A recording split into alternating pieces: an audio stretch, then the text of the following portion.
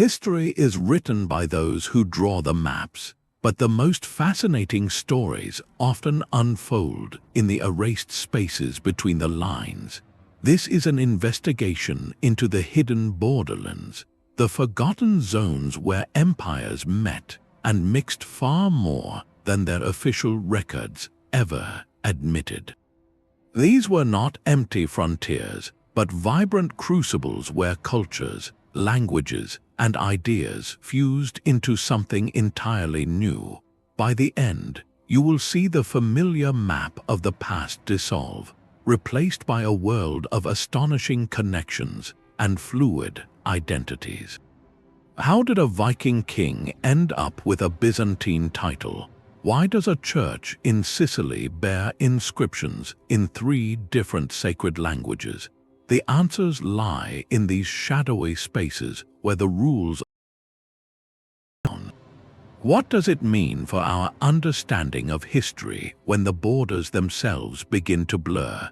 Official history is a story told from the throne room, not the marketplace. The empires that shaped our world did not keep records for our curiosity.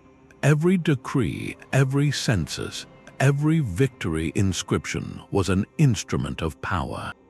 Their purpose was to project an image of unshakable order, to legitimize the ruler's divine or historical right to control the lands and people within neatly drawn lines. In this carefully constructed narrative, the borderland was often portrayed as a wild, untamed space awaiting civilization, a place of conflict between a pure us and a foreign them. The archives were designed to make the messy, vibrant reality of these zones disappear.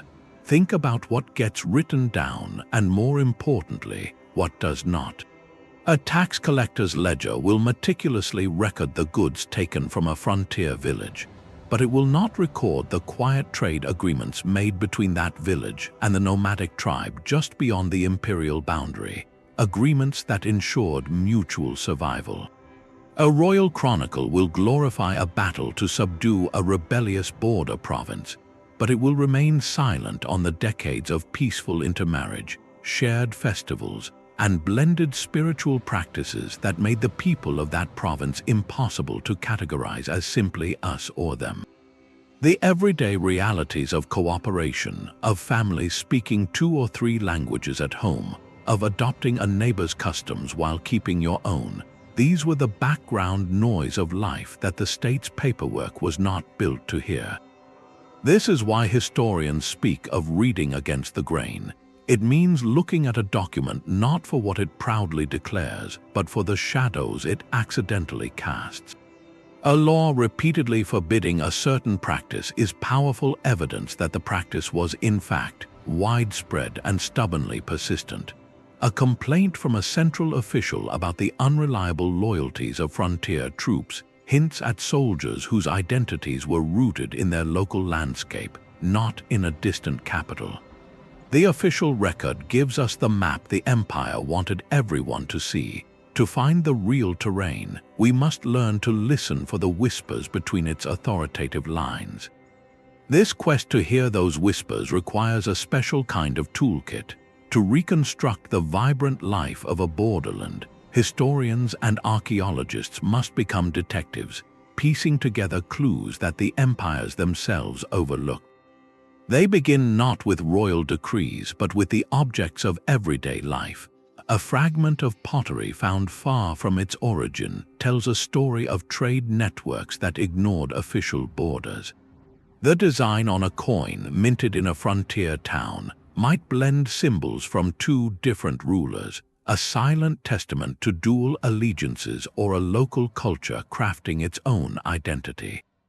Architecture becomes a language of fusion, where a church might be built with the dome of one tradition and the arches of another, a physical embodiment of compromise and combination.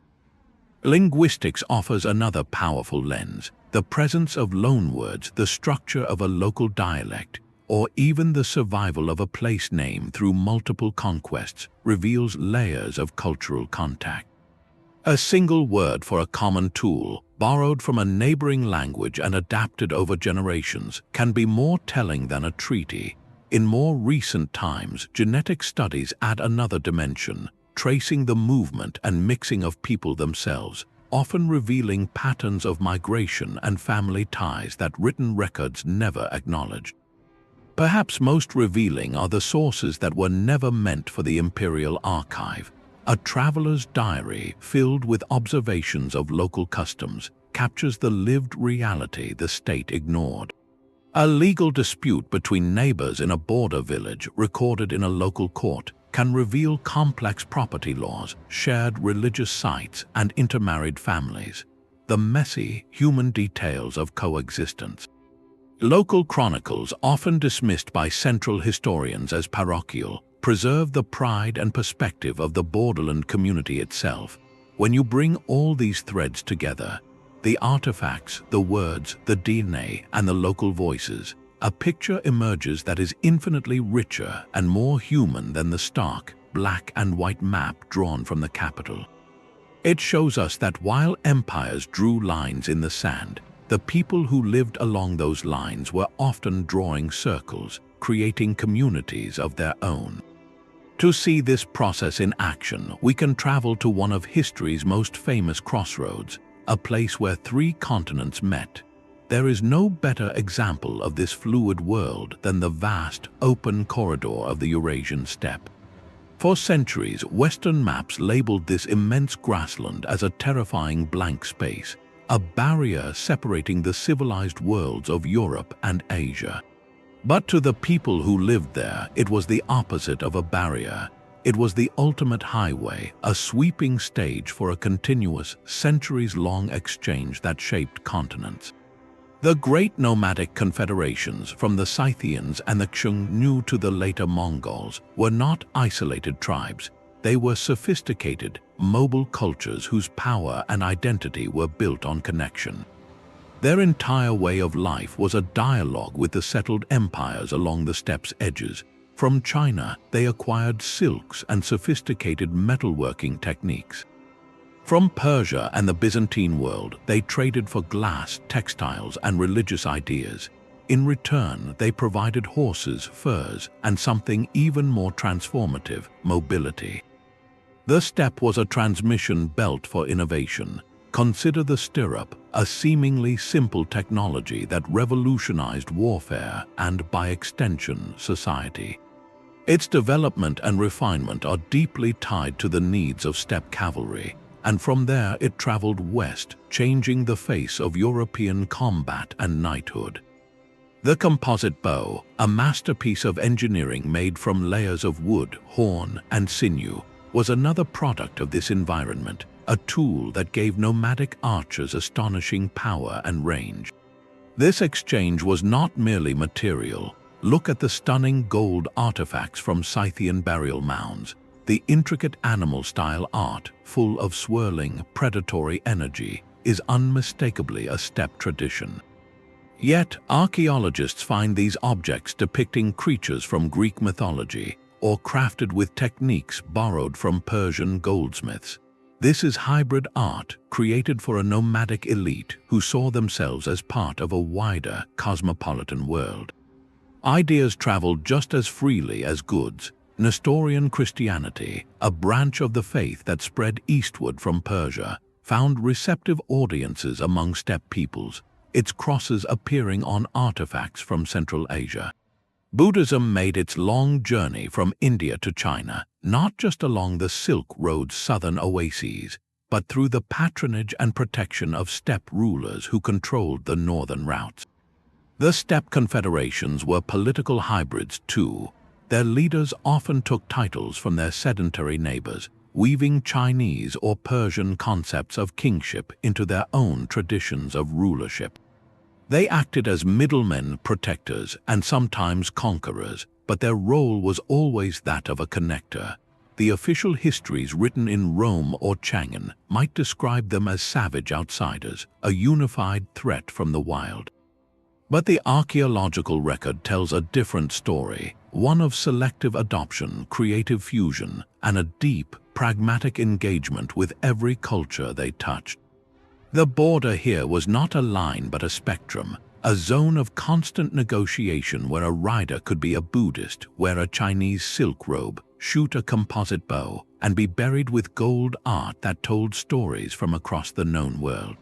This highway of hybridity forces us to ask a profound question. If the very people we have long called barbarians were, in fact, the great synthesizers of their age, what other assumptions about civilization and frontier need to be re-examined? But these hybrid cultures were not confined to the open steppe. They also flourished along the great rivers, where water served as the highway for a different kind of fusion. One of the most dramatic examples of this lies far to the north, along the forested waterways connecting the Baltic Sea to the Black Sea. Here, a society emerged that defied all simple labels, built by people who mastered the art of living in between. They were known as the Rus, and their story is the story of a borderland made real. Beginning in the 8th and 9th centuries, Scandinavian traders and adventurers, the people we call Vikings, began pushing eastward from their homelands. They were not just raiders here, they were pioneers on a new frontier. They navigated the complex river systems of Eastern Europe, particularly the mighty Dnieper, seeking direct access to the wealth of the Byzantine Empire and the Abbasid Caliphate. This was not a swift conquest, but a slow, deep immersion. At key portages and trading posts along these rivers, these Norse travelers began to settle. They did not displace the existing Slavic, Baltic, and Finnic populations. Instead, they integrated with them. Chieftains became princes, trading posts grew into fortified towns like Novgorod and Kiev, and a new political entity was born, the Kyivan Rus. This was not a Scandinavian colony, nor was it a purely Slavic kingdom. It was something entirely new, a borderland polity that constantly looked in two directions. To the west and north, it maintained deep ties to the Scandinavian world through trade, dynastic marriages, and the ongoing flow of Norse settlers. To the south and east, its destiny was irrevocably tied to Constantinople, the glittering capital of the Byzantine Empire, known to the Rus as Tsargrad. The Dnieper River was the spine of this hybrid world. Each spring, fleets of Rus merchants would assemble at Kiev, laden with northern goods like furs, honey, wax, and slaves. They would then brave the river's dangerous rapids, a journey so perilous it became legendary, before reaching the open Black Sea and sailing to the gates of Constantinople. This annual pilgrimage was more than an economic mission, it was a cultural transfusion. The Rus princes were dazzled by Byzantine wealth, technology, and imperial grandeur. They adopted Byzantine titles, court ceremonies, and architectural styles. The most profound synthesis, however, was spiritual. In the late 10th century, Prince Vladimir of Kiev, seeking a unifying faith for his diverse realm, famously shopped for a religion. After considering Islam, Judaism, and Western Christianity, he chose the Orthodox Christianity of Byzantium. His baptism and the subsequent mass baptism of his people in the Dnieper River was a pivotal moment. But this conversion was not a simple replacement. It was another masterful act of borderland fusion. Old Norse pagan beliefs and figures did not simply vanish. They retreated into folklore, merged with Christian saints, or persisted in everyday superstitions. Norse legal concepts like the thing or popular assembly evolved into the Vetch, a Slavic town council that remained a powerful check on princely authority for centuries. The Rus even created their own written language, Old Church Slavonic, using an alphabet adapted from Greek by Byzantine missionaries to translate scripture and administer their state. The result was a culture that could speak to multiple worlds. A Rus prince could have a Norse name like Igor, worship in a Byzantine-style cathedral adorned with Slavic saints, and issue laws that blended Scandinavian notions of compensation with Byzantine imperial codes. They sent their daughters to marry Byzantine emperors and their sons to rule northern outposts that still felt like Viking homesteads. The official Byzantine chronicles often viewed them as troublesome barbarians from the north, yet they eagerly recruited them as elite mercenaries for the Imperial Guard, the famed Varangians. The Kyivan Rus stood as a living bridge, a testament to the power of a borderland to generate not just conflict, but a brilliant and enduring new civilization. This raises a fascinating question. If a society can be born from the meeting of North and South, what happens when the meeting point is not a river, but an entire sea connecting three different continents? The fluid world of the Kyivan Rus shows how a borderland could forge a new kingdom. But what happens when the entire landscape is the border? For nearly 8 centuries, the Iberian Peninsula was such a place. Under Muslim rule, known as al-Andalus, it became one of history's most intricate cultural laboratories. Here, Islamic, Christian, and Jewish traditions did not merely live side by side. They engaged in a profound and continuous dialogue, weaving a social fabric of astonishing complexity. This era is often remembered by a single, beautiful Spanish word, convivencia, meaning coexistence. But that term can suggest a peaceful, static harmony, a kind of historical utopia. The reality was far more dynamic, more fraught, and ultimately more human. It was a world of brilliant exchange and stark inequality, of shared intellectual pursuits and carefully maintained social boundaries. To understand al-Andalus is to step into a crucible where identities were constantly being tested, negotiated, and remade. At its peak, the city of Cordoba was a wonder of the medieval world. Its great mosque, with its forest of striped arches, was an architectural marvel that borrowed Roman and Visigothic columns to create a uniquely Islamic space of worship. Just as striking was its legendary library, said to house hundreds of thousands of volumes, a beacon for scholars of all faiths. This was the engine of the translation movement, centered later in the city of Toledo after Christian kingdoms reconquered it. Here, teams of Muslim, Jewish, and Christian scholars worked together to translate ancient Greek texts of philosophy, medicine, and science from Arabic into Latin, often via Hebrew or the local Romance language. The works of Aristotle, Ptolemy, and Galen, preserved and expanded upon by Islamic scholars, flowed back into a Europe that had largely forgotten them. This was not just bookkeeping, it was the reactivation of an entire intellectual tradition, a gift from the borderland to the world. Yet this exchange happened within a structured hierarchy. Islamic law provided a protected but subordinate status for Christians and Jews as dhimmis. They paid a special tax and faced social restrictions, but they were granted religious freedom and their own courts for community matters. This created a society of parallel legal systems where a person's identity dictated which set of rules applied. The boundaries were real, but they were also porous. In daily life, in the markets and workshops, languages blended. Arabic words seeped into the local Romance dialects that would become Spanish and Portuguese, especially for agriculture, architecture, and administration. Clothing styles, musical forms, and culinary tastes crossed communal lines.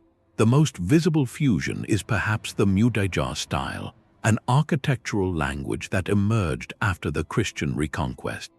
Muslim artisans, now living under Christian rule, continued to build, applying intricate Islamic geometric patterns, ornate stucco work, and elegant brick designs to churches, synagogues, and palaces. A synagogue in Toledo or a royal chapel in Seville built in this style is a physical testament to a culture that could not be neatly compartmentalized, even after political power had shifted. This was the true nature of the Iberian crucible. It was not a paradise of perfect equality, but a sophisticated, often tense negotiation. A Jewish physician might serve in the court of a Muslim caliph, translating medical texts while his community lived in a distinct quarter.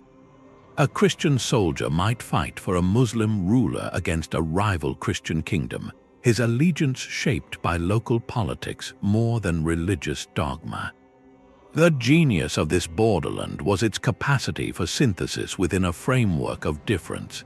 It produced philosophers like the Muslim Ibn Rushd, known to the West as Averroes, whose commentaries on Aristotle influenced Christian scholastics, and the Jewish thinker Maimonides, who wrote his guide for the perplexed in Arabic.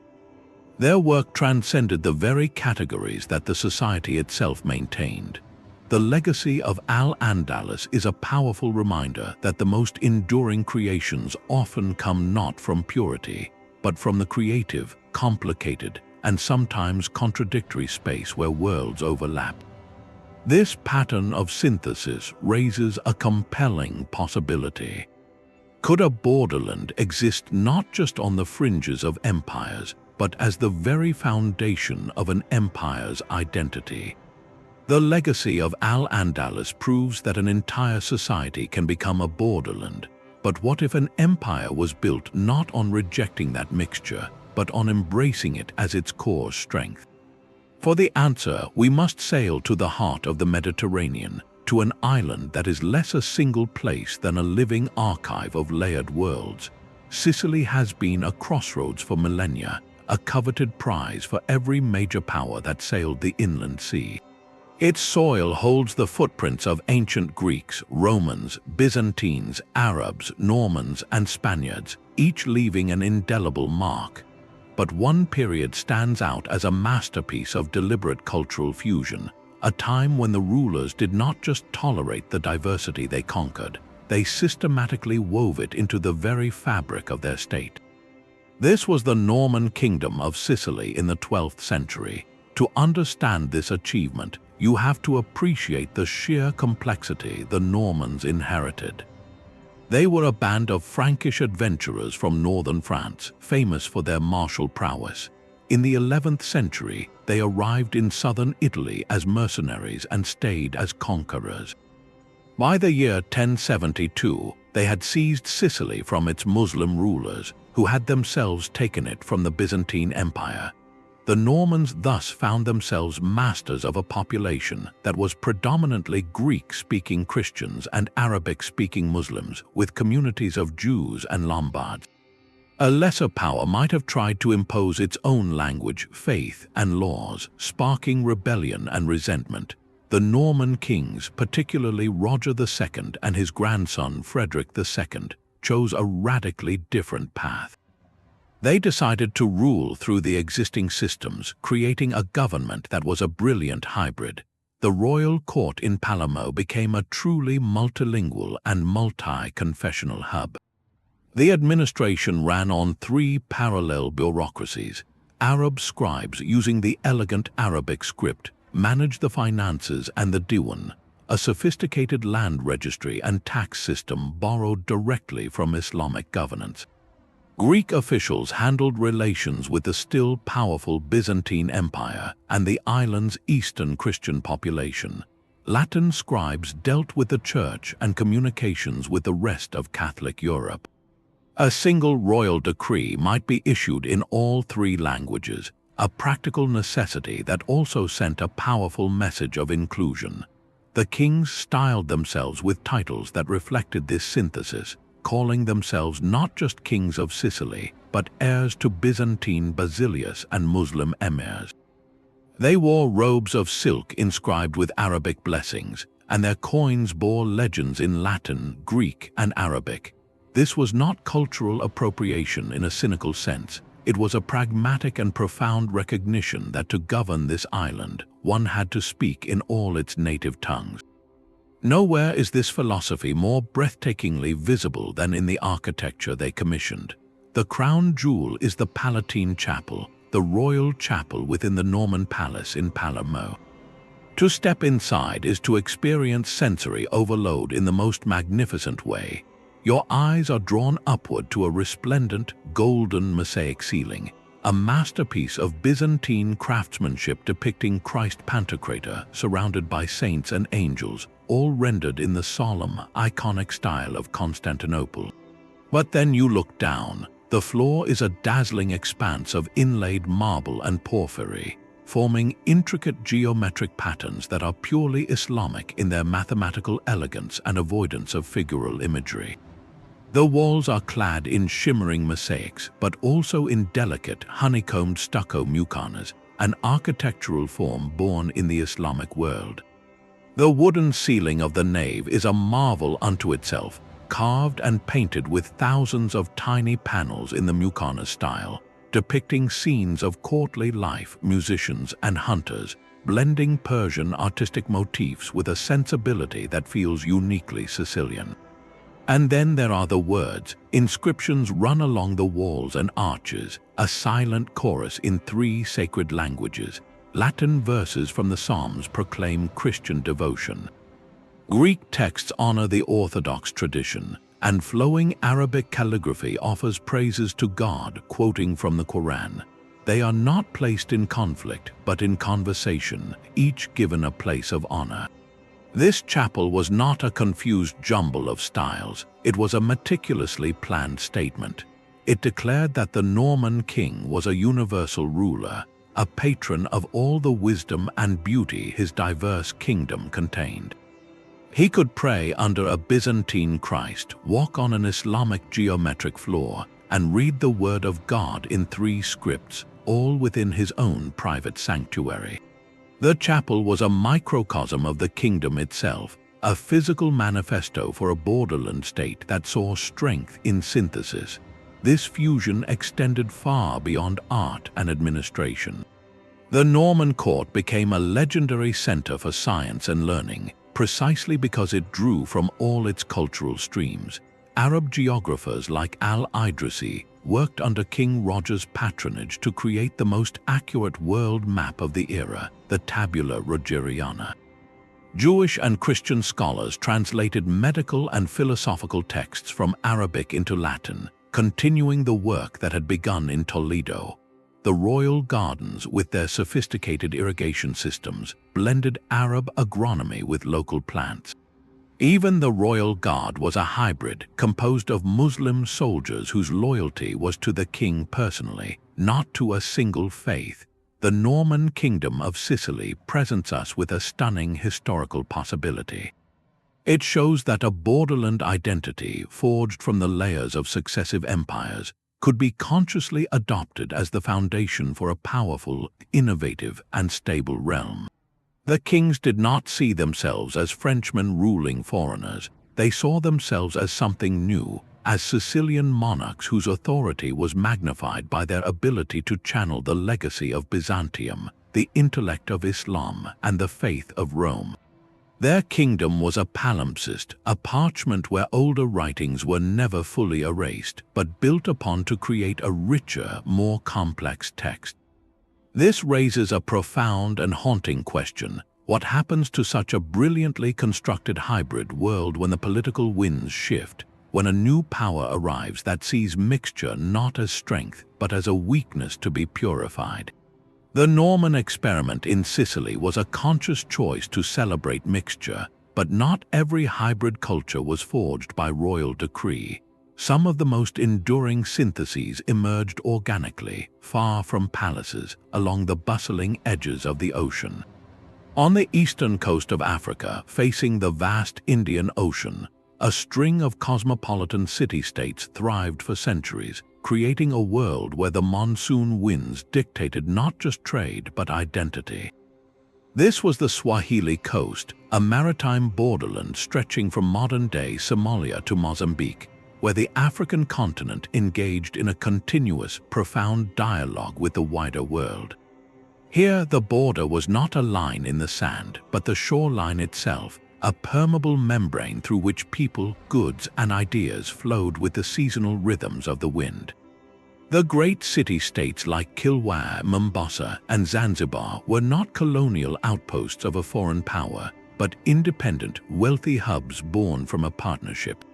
Their foundations were deeply African, built by Bantu-speaking communities who had mastered farming, fishing, and metalworking along the coast. From at least the first millennium, these communities began interacting with merchants arriving on the monsoon winds from the Arabian Peninsula, Persia, and later India and even China. This was not a story of conquest and displacement, but of attraction and integration. The local African societies possessed the resources gold, ivory, timber, and later enslaved individuals that were coveted in distant markets. The overseas traders brought textiles, ceramics, glassware, and spices. Together, they created a network of commerce that turned the Swahili coast into the economic gateway to the African interior. From this sustained contact, a wholly new culture crystallized, one that defied any simple categorization. The most obvious testament to this fusion is the Swahili language itself. At its core, it is a Bantu language with Bantu grammar and sentence structure. But woven into this foundation is a rich tapestry of loanwords, primarily from Arabic, but also from Persian, Portuguese, and Hindi. You can hear this history in everyday speech. The Swahili word for book, kitabu, comes directly from the Arabic kitab. The word for market, soko, has Persian roots. This linguistic blend was not just practical, it was a creative act, giving the people of the coast a unique voice that could articulate both their local reality and their global connections. It became the lingua franca of trade across the Indian Ocean, a language of the borderland that eventually spread far inland. The cities they built were physical poems in stone, singing the same song of synthesis. Using the region's abundant coral stone, Swahili architects developed a unique style. They constructed grand houses, palaces, and mosques with thick, cool walls, intricately carved wooden doors, and inner courtyards for privacy and shade. The designs elegantly merged African spatial concepts with decorative motifs from the Islamic world. The Great Mosque of Kilwa, with its rows of domes and vaults, is an architectural landmark that feels both distinctly coastal African and comfortably part of a broader Islamic architectural tradition. These stone towns were clean, well-planned, and prosperous, astonishing visitors from across the ocean with their sophistication and wealth. The social world of the Swahili coast was equally complex, challenging our modern ideas of race and origin. There was certainly a hierarchy, often with elites who emphasized their connections to Persian or Arab ancestry, known in traditions as the Shirazi. But this was not a simple racial divide between foreign rulers and local subjects. Over generations, through intermarriage and cultural practice, these categories blurred beyond recognition. A wealthy merchant family might trace a legendary lineage to Shiraz in Persia, speak fluent Swahili and Arabic, practice Islam, and yet be culturally and politically rooted in Kilwa for hundreds of years. Their claim to foreign ancestry was less about biology and more about status, a way to connect themselves to the prestige of the wider Islamic world and the networks of oceanic trade. Meanwhile, the vast majority of the population, free and unfree, were of African descent, and they too were fully integrated into Swahili Muslim society. Islam itself, adopted by the coastal elites and gradually by wider society, acted as a unifying force, providing a common framework for law, time, and community that connected them to merchants from Cairo to Calicut. Yet, this faith was also adapted to local contexts, incorporating elements of older spiritual understandings of the sea and the land. The Swahili coast was a world of layered identities, where a person could be a devout Muslim, a proud resident of Mombasa, a trader with kin across the ocean, and an African all at once.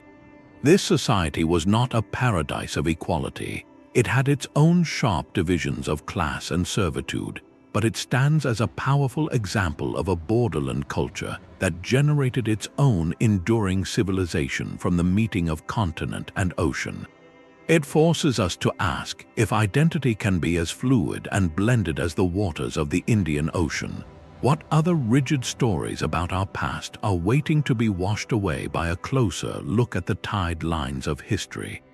The fluid identity of the Swahili coast was shaped by trade winds and mutual exchange. But what happens when a hybrid culture is forged not by commerce, but by the raw force of conquest?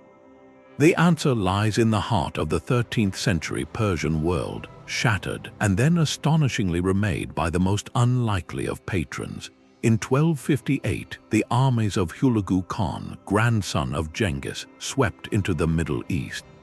They sacked Baghdad, toppled the Abbasid Caliphate, and established a new Mongol state, the Ilkhanate, ruling from the mountains of Azerbaijan to the borders of Syria. The initial impact was catastrophic, a shockwave of destruction that seemed to erase centuries of order. Yet, within a generation, something remarkable began to unfold. The Mongol conquerors, masters of the steppe, found themselves being slowly, irresistibly transformed by the very civilization they had subjugated. This was not a simple case of the conquered adopting the ways of the victor. It was the opposite. The Ilkhanate became a profound case study of how a borderland can exist in time, not just in space, where the identity of the rulers themselves became the site of a grand cultural negotiation. The Mongol elite at first remained aloof. They lived in their felt tents or jurs pitched in the gardens of captured Persian palaces. They governed through a dual system, relying on their traditional steppe codes for themselves while using existing Persian bureaucrats, the Daikans, to collect taxes and administer the day-to-day affairs of their vast, settled population. This was a practical necessity. You cannot tax a sophisticated, urban society with the same methods you use for managing herds on the open plain. So they kept the Persian administrative machinery, the meticulous land registries, and the complex revenue system because it worked. But something deeper than bureaucracy began to shift.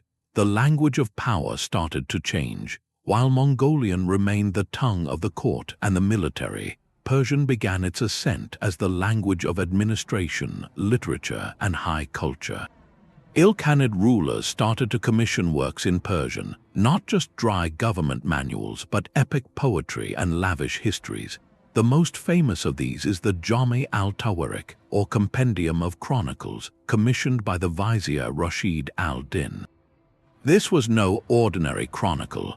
It was a staggering project of universal history commissioned by a Mongol court, written in Persian by a Jewish convert to Islam, and intended to tell the story of the entire known world, from the Mongols and the Chinese to the Franks and the Indians.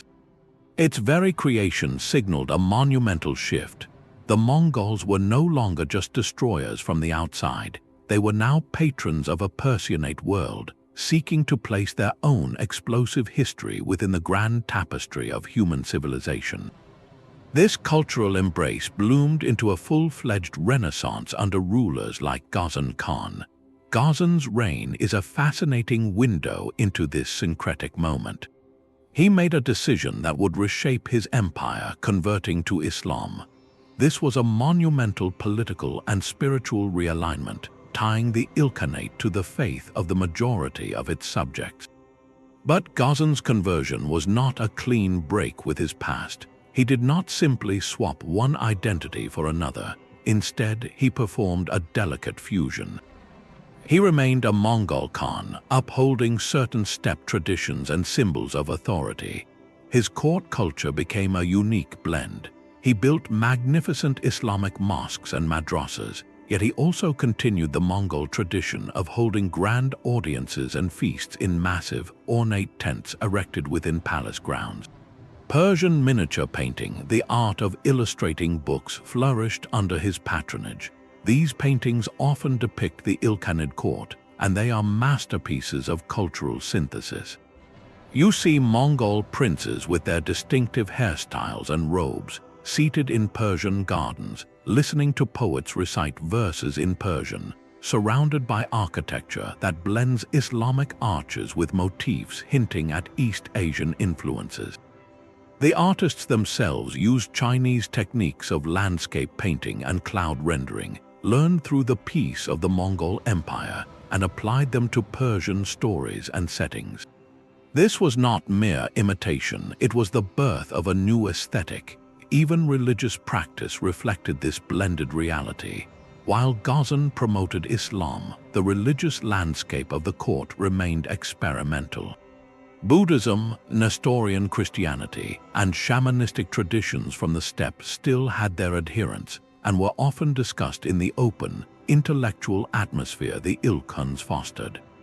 The state became a protector of multiple faiths, a policy that had practical benefits for governing a diverse realm and fostering trade. The Ilkhanate, therefore, did not become a purely Persian state. It became something entirely its own, a Persian steppe hybrid where the ruler was both a Muslim sultan and a successor to Genghis Khan, where administration was conducted in Persian by officials serving a Mongol dynasty, and where art told old stories with a thrilling new visual language borrowed from across Eurasia. They were transformed by the conquered, but in the process, they also transformed the culture that absorbed them, leaving a legacy that was neither wholly Mongol nor wholly Persian, but a brilliant, fleeting testament to the creative power of a forced marriage between a nomadic empire and an ancient civilization. This pattern of conquerors being reshaped by the lands they rule suggests a powerful, recurring historical truth. But what if the influence flows in the opposite direction? What if the most lasting impact of a borderland is not on the powerful, but on the powerless, creating a hidden nation that exists without a homeland? A forced marriage of cultures could reshape conquerors, but sometimes the most resilient hybrid identity emerges from a people who choose their own path between worlds. This is the story of the Kingdom of Hungary under its founding Arpad dynasty, a realm that stood as the final frontier of Latin Christendom, yet never fully let go of its nomadic soul. Here on the great Pannonian plain, a people who had ridden out of the Eurasian steppes built a Christian kingdom, all while keeping one foot firmly in the world of their ancestors. The Magyars, as we know them, arrived in the Carpathian Basin at the end of the 9th century with a fearsome reputation. They were master horsemen and archers, their lightning raids terrorizing Europe from the Balkans to the heart of France. They were the last great wave of steppe warriors to settle in Europe, and when their Grand Prince Geyser decided to anchor his people to the west by accepting Christianity, it was a geopolitical earthquake. His son, Stephen, would be crowned the first Christian king of Hungary on Christmas Day in the year 1000, with a crown sent by Pope Sylvester II. This is the official story, the clean break with a pagan past. But the reality on this frontier was far more layered, a constant negotiation between two powerful worlds. King Stephen I is venerated as a saint, the founder of the Christian state. Yet his own rule embodied this duality from the very start. He did not rule alone. For years, he shared power in a formal, dual kingship with his uncle, the pagan warlord Kopany, who controlled the eastern part of the realm. This was not merely a family squabble, it was a political structure that recognized two sources of legitimacy. Stephen represented the new faith and alliance with the West. Kopany represented the old ways, the martial traditions and steppe customs that still commanded the loyalty of a large part of the population. Stephen eventually defeated his uncle, but he could not erase the cultural forces Kopany represented. Instead, the Arpad kings learned to weave them into the fabric of their new kingdom. They adopted Western Christianity, Latin literacy, and the feudal framework of counties and castles, but they also retained what made them formidable. The Hungarian military, long after its conversion, remained distinct from its Western counterparts. Its core was not the armored knight, but the light cavalry archer, a direct inheritance from the steppe. These warriors used the composite bow and hit-and-run tactics that had once made the Magyars so feared, now deployed in the service of a Christian crown. This military duality made Hungary the indispensable shield of Europe, the kingdom that absorbed the shocks from the East for centuries to come. The symbols of their power tell the same story of fusion. The Holy Crown of Hungary, the sacred object that came to embody the state itself, is a perfect artifact of this borderland identity. Its two main parts were forged centuries apart. The lower band is a masterpiece of Byzantine goldsmith work, likely a gift from the Emperor Michael VII to a Hungarian king in the 11th century. It is covered in exquisite enamel portraits of Byzantine saints and emperors. The upper part, with its cross now tilted, is a later addition. Together, they form a crown that is neither fully Eastern nor Western, but uniquely Hungarian. It speaks of a kingdom that looked to Constantinople for imperial prestige and to Rome for spiritual authority, blending both into a new national emblem. Even the language preserves this layered history. Hungarian is a linguistic island in Europe, a Uralic language unrelated to the Indo-European tongues that surround it. Within it, like fossils in stone, are loanwords that map the journey of the Magyars and their long contact with the steppe world. Words for agricultural tools often come from Slavic languages adopted after settlement. But words for key concepts of leadership, kinship, and animal husbandry have Turkic origins, borrowed during their centuries on the steppe. The very word for king, Karoli, is not from Latin or German, but comes via Slavic from the name of the Carolingian Emperor Charlemagne, showing how a title filtered through multiple cultural layers before becoming their own. The Arpad dynasty ruled this hybrid kingdom for 3 centuries, sitting on the knife's edge between worlds. They built monasteries that copied Western designs, yet their chronicles recorded the deeds of mythical stag and eagle ancestors straight from Central Asian folklore. They sent bishops to church councils, but their nobles often bore names and practiced customs that would have felt familiar on the distant Pontic steppe. Hungary was not a steppe society that became European. It was something else entirely, a frontier civilization that mastered the art of being both. It served as a living buffer, a filter through which ideas, people, and threats from the East were tempered before reaching the heart of Europe. In doing so, it proved that a borderland identity could be a source of immense strength and longevity, a conscious choice to remember where you came from even as you build something new. This enduring power of hybrid frontiers makes you wonder what happens when the border is not between cultures, but between the very definitions of reality and myth. But a borderland can be more than a meeting point. It can also be a fortress of identity. High in the rugged peaks between the Black Sea and the Caspian, the Caucasus Mountains have served not as a barrier to be crossed, but as a sanctuary to be preserved. For millennia, this labyrinth of valleys and high passes has been a refuge of staggering diversity, a place where empires cast long shadows but rarely erased the unique societies that called these heights home. The Romans called it a wall of nations. The Persians, Ottomans, and Russians all fought to control its strategic passes, projecting their power into the region. Yet the true story of the Caucasus is not one of imperial conquest, but of resilient adaptation. Here, countless distinct ethnic and linguistic groups, from the Georgians and Armenians to the Chechens, Circassians, and Dagestani peoples, developed in relative isolation, their cultures shaped by the mountains themselves. This isolation did not mean stagnation, far from it. It created 1,000 small laboratories where world religions arrived and were remade in intensely local ways. Christianity reached Armenia and Georgia in the early 4th century, making them among the first nations to officially adopt the faith. But the Christianity that took root here was not a simple copy of Byzantine or Roman practice. In these highlands, it absorbed and transformed much older traditions.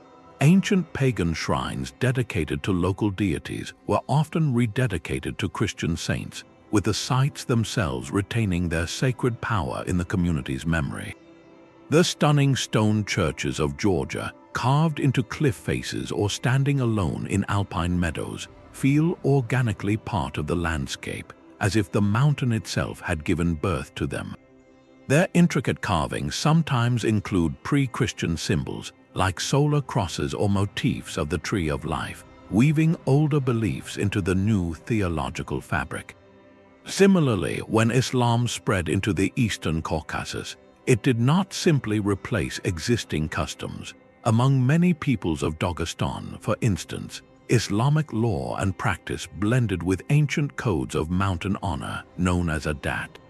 These local codes, governing everything from hospitality and conflict resolution to family honor, remained powerful alongside the teachings of the Quran.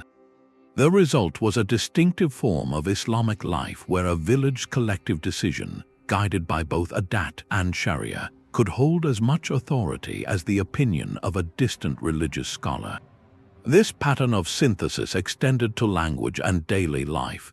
In a single valley, you might find communities speaking languages from completely different linguistic families, unintelligible to each other, yet linked by centuries of trade, intermarriage, and shared defense against outsiders. They developed elaborate sign languages for communication across linguistic divides and created shared myths that explained their common mountain home.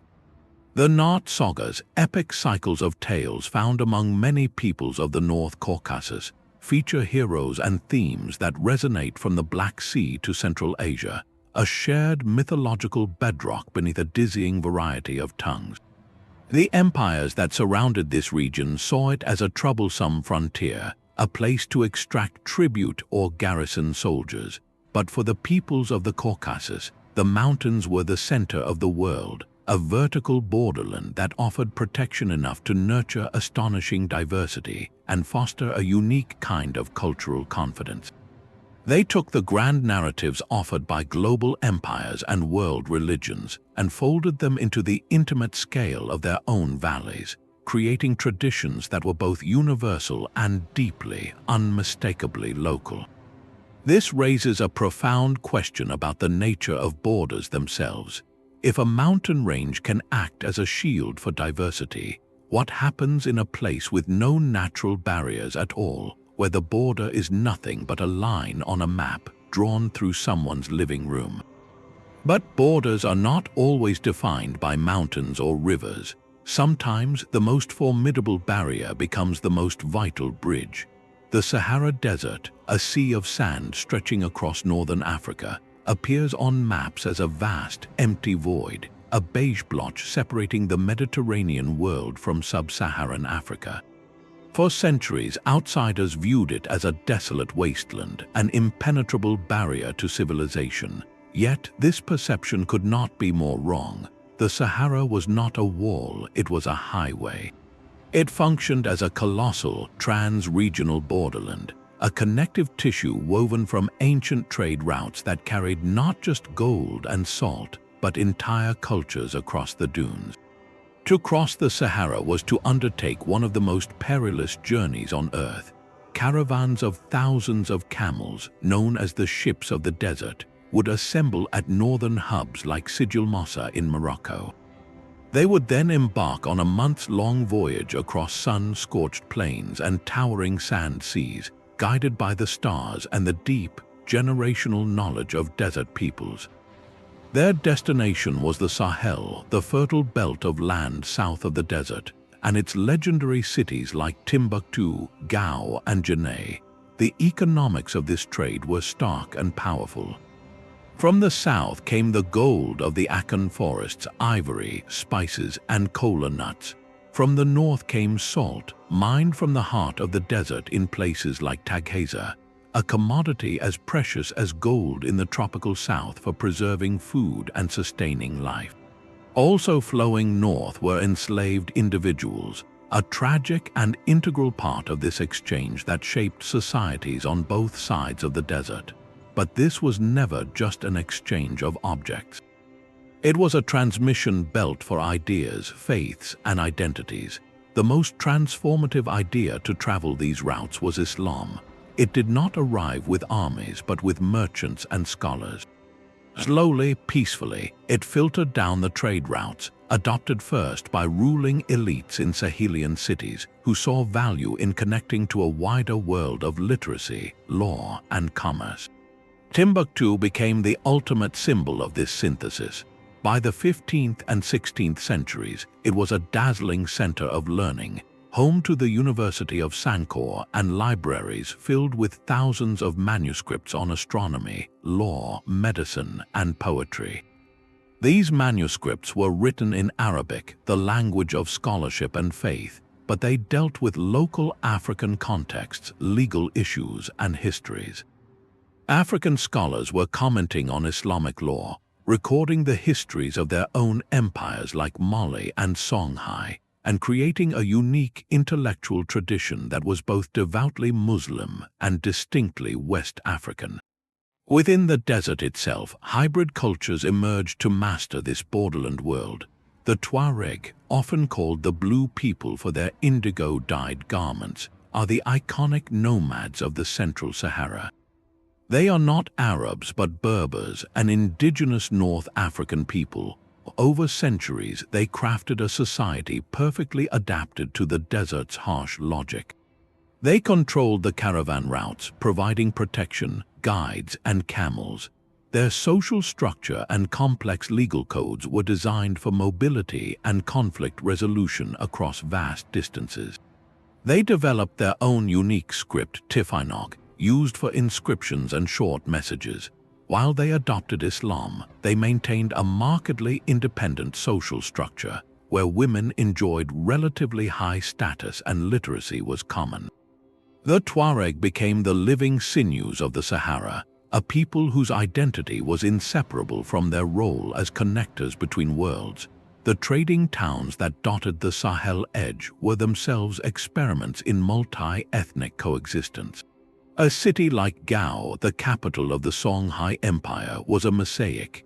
It housed Soninke and Songhai merchants, Tuareg caravanners, Arab and Berber scholars from the north, and traders from many other West African ethnicities. These communities often lived in their own quarters, but they were bound together by the shared grammar of trade and the common framework of Islam, which provided a neutral space for contract law and dispute resolution. The grand mud brick mosques of Janneh, with their iconic wooden projections, are architectural testaments to this fusion, blending Sudano-Sahelian building techniques with the needs of Islamic worship. The Sahara, therefore, was a borderland of immense creative power. It took the faith of Arabia, the gold of the forest, the salt of the desert, and the diverse peoples of Africa, and wove them into new political empires, new scholarly traditions, and new nomadic identities. It reminds us that what looks like emptiness on a map is often just a space we do not yet know how to read. The desert was not a blank space between civilizations. It was the very arena where those civilizations met, mixed, and transformed each other, proving once again that the most forbidding frontiers can generate the most enduring connections. While the Sahara connected worlds through trade, another kind of frontier was being forged in the cold mists of northern Europe, where faith became a weapon and identity a battleground. Along the medieval Baltic coast, a different, more violent form of mixing unfolded, one where the clash of swords and the ringing of church bells created societies of startling complexity. This was the last pagan frontier of Europe, where the expanding kingdoms of Denmark, Sweden, and the German Holy Roman Empire met the Baltic and Finnic peoples, the Prussians, Lithuanians, Livonians, and Estonians. For centuries, the official story told in the West was a simple one of Holy Crusade, a righteous conquest to bring Christianity to the heathens. But to see only a religious war is to miss the intricate, often contradictory world that emerged from the struggle. The military orders, especially the German Teutonic Order, were the sharp edge of this expansion. They built a state of their own, a network of formidable brick castles from which they ruled conquered lands. Their chronicles speak of constant warfare, of pagan resistance and Christian triumph.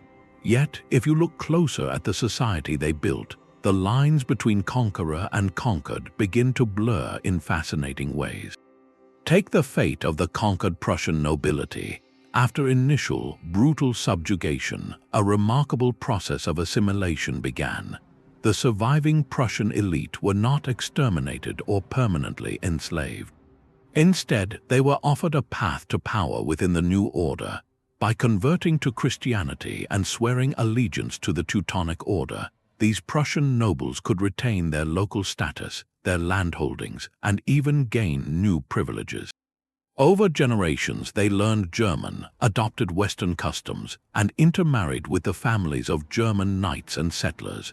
They became, in essence, Prussian in origin but German in language and culture, a warrior class integrated into the very structure that had defeated them. This created a local ruling layer with deep roots in the land, who served as crucial intermediaries between the Teutonic High Command and the wider population. This was not a one-sided absorption. The Teutonic state itself was transformed by the land and people it ruled. The order's members, who took vows of chastity, could not found dynasties, so their state's continuity relied on this co-opted native nobility and on a steady influx of new German crusaders and settlers. These settlers, answering the call to colonize a new land, established towns and farms under the order's protection. Yet, the economy they built was deeply interdependent. The native populations, now Christian subjects, continued to work the land, produce goods, and participate in a growing trade network. The wealth of the Teutonic state came not just from plunder, but from the amber harvested along the coast, the grain exported from its manors, and the vibrant commerce of cities like Königsberg, which connected the Baltic to the interior. Alongside the conflict, a shared economic life took root, binding the fate of newcomer and local together. Meanwhile, to the south, the Grand Duchy of Lithuania presented an even more dramatic counter-narrative. While its neighbors fell, Lithuania's rulers brilliantly navigated the pressure. They fiercely defended their pagan faith as a core element of their independence, using it to unite their people against the Christian invaders. Yet they were also pragmatic diplomats, forming alliances with neighboring Polish duchies and even with dissident factions within the Teutonic Order itself. The Lithuanian court became a place where pagan priests, Orthodox merchants from Ruthenian lands, and Catholic emissaries from the West could all be found. When Grand Duke Jagela finally accepted baptism to marry the Queen of Poland and form a massive personal union in 1386, it was a calculated political masterstroke, not a moment of defeat. It transformed Lithuania from a pagan target into a leading Christian kingdom overnight, ending the Crusader pretext against it and turning the tables on the Teutonic Order. The Baltic frontier, therefore, was a cauldron of competing strategies. It produced the hybrid German-Prussian nobility of the Teutonic state, a class born from military conquest but solidified through cultural integration. It fostered an economy where settlers and natives, though unequal, were linked in a common system of production and trade, and it gave rise to a pagan kingdom that, by selectively adopting the faith of its foes, secured its own survival and ascended to become a major European power. Here, the Borderland was not a place of clear victory or pure culture, but a hard-edged negotiation where faith, language, and loyalty were constantly being tested, traded, and transformed. This messy, pragmatic reality of frontier life, where enemies could become neighbors and neighbors could become kin, forces us to confront a deeper pattern. If even the most ideologically charged crusades resulted in such intricate blending, what does that reveal about the unstoppable human tendency to connect, even across the deepest divides? The Baltic Crusades show that even holy war could not stop the slow seep of culture across frontier lines. But what if a powerful empire, rather than fighting this seepage, decided to build its entire government around managing it? This was the reality of the Ottoman Balkans, a region where the Sultan's authority rested not on erasing difference, but on organizing it into a stable, yet surprisingly fluid social order. For centuries, the Ottoman Empire ruled over a breathtaking mosaic of peoples: Orthodox Christians, Catholics, Jews, and later Muslims across southeastern Europe. Their primary tool for governing this diversity was the millet system. The word millet itself does not mean a race or a nation in the modern sense, but rather a religious community. The empire recognized separate millets for Orthodox Christians, led by the Patriarch in Constantinople, for Armenian Christians and for Jews, each with their own religious leader. These communities were granted a remarkable degree of autonomy. They could run their own religious courts for family law, inheritance, and personal status.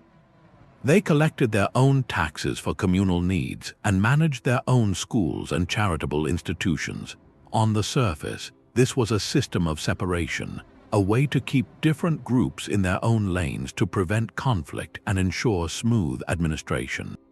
It projected an image of a stable, compartmentalized society, but to see only the walls between the millets is to miss the doorways that were constantly opening between them. The system required interaction to function, and in those spaces of required contact, mixing became inevitable. One of the most profound spaces of mixing was also one of the empire's most iconic institutions, the Janissary Corps. These were the Sultan's elite infantry, the backbone of Ottoman military power for centuries. Their origin is key to understanding the Ottoman borderland logic. They were recruited through the devshirme, or child levy, a practice where Christian boys from Balkan villages were taken, converted to Islam, and raised in state-run schools to be utterly loyal soldiers and administrators. This sounds to modern ears like a brutal act of cultural erasure, and for the families involved, it certainly was a profound hardship. Yet, from the empire's perspective, and in its long-term effect, it created a unique hybrid class. These men, born Christian, became Muslim, but they never fully forgot their origins. They rose to the highest ranks of the military and government, often maintaining ties to their home regions. They became a bridge between the Sultan's court and the Christian populations of the Balkans, their very identities a living testament to the empire's transformative power. They were neither purely of their birth culture nor purely of their adopted one. They were a crafted product of the Ottoman system itself. Beyond the palace and the barracks, everyday urban life fostered its own blends. Ottoman cities like Sarajevo, Belgrade, or Thessaloniki were organized by neighborhood, often along religious lines. But the economic heart of the city, the bustling sarshi or market, was a shared space governed by guilds. These guilds, which regulated crafts and trade, were frequently multi-religious. A guild of tanners or silversmiths might include Muslim, Christian, and Jewish masters, all working under the same regulations and quality standards.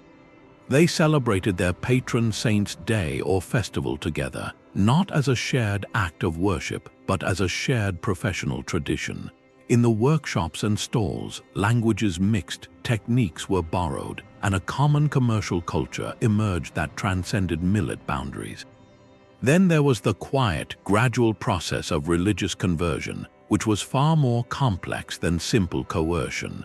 For many in the Balkans, embracing Islam was a pragmatic choice that offered social and economic advantages, like lower taxes and greater opportunities in the Ottoman administration. But this shift was rarely a clean break. It created layered identities that took generations to settle. The most famous example is the Bosnian Muslims, known today as Bosniaks. Their ancestors were largely Slavic Christians, many belonging to the independent Bosnian Church. When they gradually converted to Islam over the Ottoman centuries, they did not become Turks. They retained their Slavic language, their family names, their folk music, and many pre-Christian customs related to the land and seasons. They became Slavic-speaking Muslims, a unique cultural group that fit into neither the Orthodox Christian millet nor the Turkish ethnic identity. They were a new product of the Balkan borderland, their very existence a challenge to the idea of fixed categories. Even within the strictures of the millet system, personal relationships blurred the lines. There are countless records of interfaith business partnerships, of neighbors attending each other's life cycle celebrations like weddings, and of shared veneration for local holy sites. A spring considered healing might be visited by Christians, Muslims, and Jews alike, each praying in their own way. The official law kept communities separate, but the geography of daily life, the shared water fountain, the same baker, the collective response to a fire or famine, created a thick web of mutual reliance and familiarity. The Ottoman Balkans, therefore, present a fascinating paradox. The empire's government framework was designed to manage diversity by defining groups and keeping them apart. Yet, by providing stability and creating necessary points of contact in the army, the market, and the neighborhood, it inadvertently created the conditions for new, hybrid identities to form. It proved that even a system built on separation could not fully prevent the human impulse to connect, adapt, and synthesize. The legacy is not one of pure cultures preserved in amber, but of a society where being Bosnian or Albanian or Greek could encompass a spectrum of religious experience, all under the long shadow of the Sultan's crescent. This intricate dance between official policy and lived reality makes you wonder what happens when the empire itself vanishes, but the tangled identities it helped create remain. That intricate dance of separation and synthesis under the Ottomans finds a stark, world-altering parallel across the Atlantic. The Spanish arrival in the Americas did not create a borderland through gradual trade or shared administration, but through a cataclysm of conquest and disease. Yet, from this foundation of profound hardship and inequality, a new human landscape emerged, one so complex it forced the empire to invent an entire vocabulary to describe it. The official vision was simple, a binary world of pure Spanish rulers and pure indigenous subjects, governed by clear laws from Madrid. But the reality on the ground, in the bustling plazas of Mexico City or the highland haciendas of Peru, told a different story. It was a story of mixture, a demographic and cultural revolution that gave birth to a new people, the mestizos. This mixing began in the most intimate of spaces, the family. With very few Spanish women arriving in the early decades, unions between Spanish men and indigenous women were widespread, ranging from formal marriage to coercive relationships. The children of these unions were the first mestizos, literally meaning mixed. They occupied a difficult, ambiguous social position from the start. They were not considered fully Spanish under the law, and they were often separated from the indigenous communities of their mothers. They existed in a liminal space, a living challenge to the empire's neat two-tiered model. As their numbers grew generation after generation, they became the demographic engine of a new society. By the 18th century, in colonies like New Spain, mestizos often outnumbered both the Spanish-born elite and the indigenous populations in major cities. They were the artisans, the shopkeepers, the lower clergy, and the soldiers, the vital connective tissue of colonial life. Language became one of the most audible signs of this fusion. While Spanish was the language of power and the church, it did not simply replace native tongues. Instead, it absorbed them. Hundreds of words for local plants, animals, foods, and landscapes flowed from Nahuatl, Quechua, and countless other languages into everyday Spanish. The word tomate comes from Nahuatl, condor from Quechua. This was not a one-way street. Indigenous languages borrowed Spanish terms for new technologies, animals, and concepts, creating hybrid dialects that reflected the new world they all now inhabited. This linguistic blend was the sound of a new culture being born in real time, in the markets and the kitchens. Perhaps the most profound and visible fusion occurred in faith. The Spanish crown was absolutely committed to converting the indigenous populations to Catholicism, but the result was never a pure transplant of European religion. It became something uniquely American, a syncretic Catholicism. Spanish friars, often pragmatically, built churches on the sites of former temples, redirecting the sense of the sacred from an old deity to a Christian saint. They allowed indigenous artists to carve the facades and paint the altar pieces, resulting in images of the Virgin Mary wearing local flowers or saints with indigenous facial features. Old festivals were grafted onto the Catholic calendar.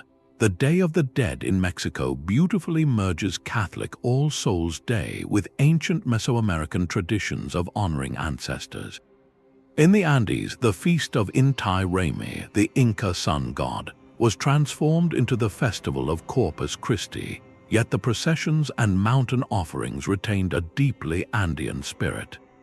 This was not a failed conversion, it was a successful adaptation, a new spiritual language that made sense to a people living between two worlds. The empire, confronted with this exploding diversity, responded not by embracing it, but by trying to categorize and control it. They created the infamous casta system, an elaborate hierarchy of racial classifications. Official casta paintings, almost like scientific charts, depicted 16 or more categories with precise labels like mestizo, castizo, mulatto, and zambo, each defining the mixture of Spanish, indigenous, and African ancestry. The goal was to assign every person a fixed place, with legal rights and social privileges diminishing the further one was from pure Spanish blood. It was a system designed to maintain order and privilege through classification. But the reality it sought to contain constantly overflowed its boundaries. The categories were so numerous and specific they became absurd and unenforceable in daily life. In practice, wealth, social connections, and cultural assimilation could allow a person to be perceived as a higher casta than their official label. A wealthy mestizo merchant who dressed in Spanish style, spoke flawless Spanish, and donated to the church could often gain the social respect of a criollo, a pure-born Spaniard from the Americas.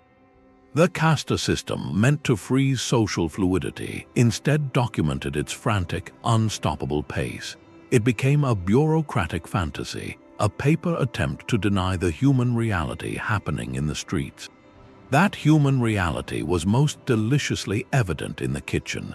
The Colombian exchange was not an abstract trade in crops, it was a culinary revolution.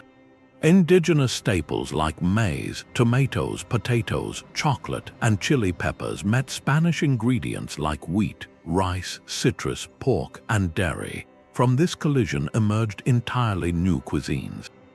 The Mexican mole, a complex sauce blending indigenous chocolate and chili with Spanish spices and nuts, is the perfect edible metaphor for mestizage. The Peruvian ají de gallina, a creamy chicken stew, combines native chili peppers with European bread and dairy. Every meal became a silent testament to fusion, a daily nourishment drawn from both sides of a shattered world. The rise of the mestizo reality was the ultimate contradiction of the Spanish colonial project. It was born from violence and inequality, yet it produced a vibrant, resilient, and profoundly creative new culture that the empire's own laws could not comprehend or contain. The official borderland between Spaniard and Indian was a line drawn in law books in Madrid. But the true borderland was the face of a mestizo child, the rhythm of a syncretic prayer, the taste of a blended stew, a living world that refused to be categorized. This undeniable force of mixture, even within the harshest colonial frameworks, points toward a final, powerful question. If blending is such a consistent historical force, why do the clean, simple maps and the stories of pure, clashing civilizations still hold such power over our imagination? What is ultimately more real, the border drawn by the empire, or the life that grew along its edges? The Spanish Empire tried to catalog a reality it could not control, but other powers chose a more deliberate path, engineering a borderland for a single, brutal purpose. Along the jagged seam between the Habsburg and Ottoman empires, stretching across what is now Croatia and Bosnia, a raw, fortified world was brought into being by decree. This was the military frontier, the Vojna Krajina. For over 3 centuries, it was not a province but a permanent war zone, a human shield crafted by the Habsburg monarchy to absorb the first violent shocks from the east. The Habsburgs did not merely garrison soldiers here, they built an entire society from scratch, one designed to live on the edge of a blade. They offered land and special privileges to anyone willing to settle this dangerous ground and defend it. The call was answered by a mosaic of refugees and migrants, a defensive colonization of Serbs and Croats fleeing Ottoman advances, Vlach pastoralists, and German and Hungarian settlers. They were united not by ethnicity or language, but by a common bargain: land in exchange for perpetual military service. This created a social order unlike any other in Europe, a frontier democracy of sorts, but one entirely organized for war. Every village was a garrison. Every farmer was a soldier, required to maintain his own weapon and horse, ready to muster at a moment's notice. Their lives were governed by a separate military administration, not by the civilian nobility of the Habsburg heartlands. They paid no feudal taxes to a local lord. Instead, their tribute was blood and vigilance. This forged a unique identity, a fierce frontier pride rooted in martial skill and a deep sense of collective responsibility. Their legal autonomy was their most prized possession, setting them apart from the serfs in the empire's core provinces. Here was a borderland engineered from above, yet it developed its own organic, rugged culture. Religious lines so sharp elsewhere blurred in the face of shared hardship. The population was overwhelmingly Orthodox and Catholic, but the military command cared more about a man's ability to fight than the specifics of his faith. Orthodox Serbs and Catholic Croats served side by side in the same regiments, their shared frontier status often outweighing religious difference. They developed a common warrior ethos, a code of honor and raiding that borrowed from the very Ottoman Akinji raiders they were tasked to repel. Their folklore is filled with epic ballads of heroes and border clashes, a cultural output born directly from their perpetual state of alert. The Vojna Krajina was a paradox, a zone of controlled chaos. It was a deliberate imperial policy, a calculated use of human capital as a buffer. Yet, the society that grew within its strict military framework became something ungovernably independent. A community whose primary loyalty was to its own frontier brotherhood and hard-won privileges, not to a distant emperor in Vienna. It proved that even the most rigidly designed borderland, created as a simple instrument of defense, could develop a soul of its own, a stubborn, blended identity forged in the constant shadow of conflict. The engineered borderland of the Vojna Krajina was a fortress against a rival empire. But in the 20th century, a new kind of map-making would create borders not for defense, but for administrative convenience, with consequences that still echo today.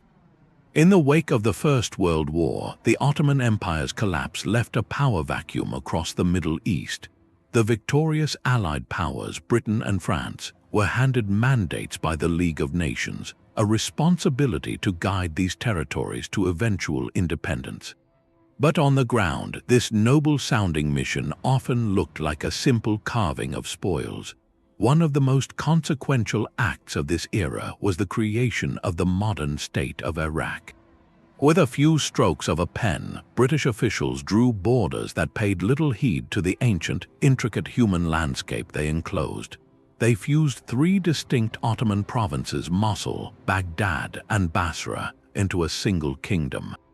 This new entity was an artificial line superimposed on an ancient borderland, a place where populations had mixed, traded, and coexisted for millennia under shifting imperial roofs. The British mandate grouped together Sunni Arabs, Shia Arabs, Kurds, Assyrian Christians, Turkmen, and others into a single political unit, while simultaneously dividing these same groups from their kin across the new borders in Syria, Turkey, and Iran. The primary goal was strategic and economic, ensuring British access to oil and creating a stable, controllable client state. The complex tapestry of local identities was secondary, a problem for later administrators to manage. This act of modern imperial cartography set a profound contradiction at the heart of the new nation. The state demanded a unified Iraqi identity, but its very borders had arbitrarily bundled together communities with deep, distinct histories and aspirations. The Kurdish populations in the north, for instance, found their historic land split between four countries, their dreams of self-determination buried under the new priority of territorial integrity. Ancient Assyrian communities, survivors of persecution, were now minorities in a state that did not grow organically from their experience. The historic mixing that had characterized cities like Baghdad or Mosul, where Sunni and Shia scholars debated in shared madrasas, where Kurdish and Arab merchants traded in the same souks, was now forced into the rigid framework of a centralized modern nation-state. The Mandate Authority, and later the Iraqi monarchy, promoted a narrative of national unity, often built around a romanticized Arab identity. This top-down story deliberately downplayed or denied the long, rich history of coexistence and cultural exchange that had actually defined the region. The subtle, everyday accommodations, the local agreements, the shared holy sites, and the bilingual neighborhoods were not seen as strengths to build upon, but as obstacles to a homogeneous national consciousness. The modern identity conflicts that have plagued Iraq for decades are not, then, simply ancient hatreds boiling over. They are, in significant part, the result of a denied history.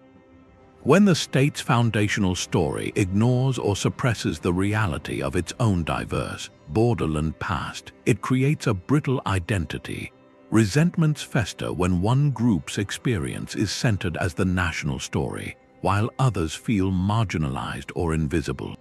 The struggle in Iraq, and in similar states born from colonial map-making, is in many ways a struggle over memory.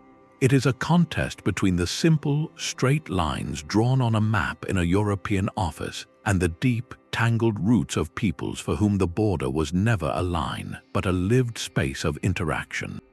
This 20th century experiment shows with painful clarity that when you impose a hard border over a soft, ancient borderland, you do not erase the old patterns, you merely force them to express themselves as political tension.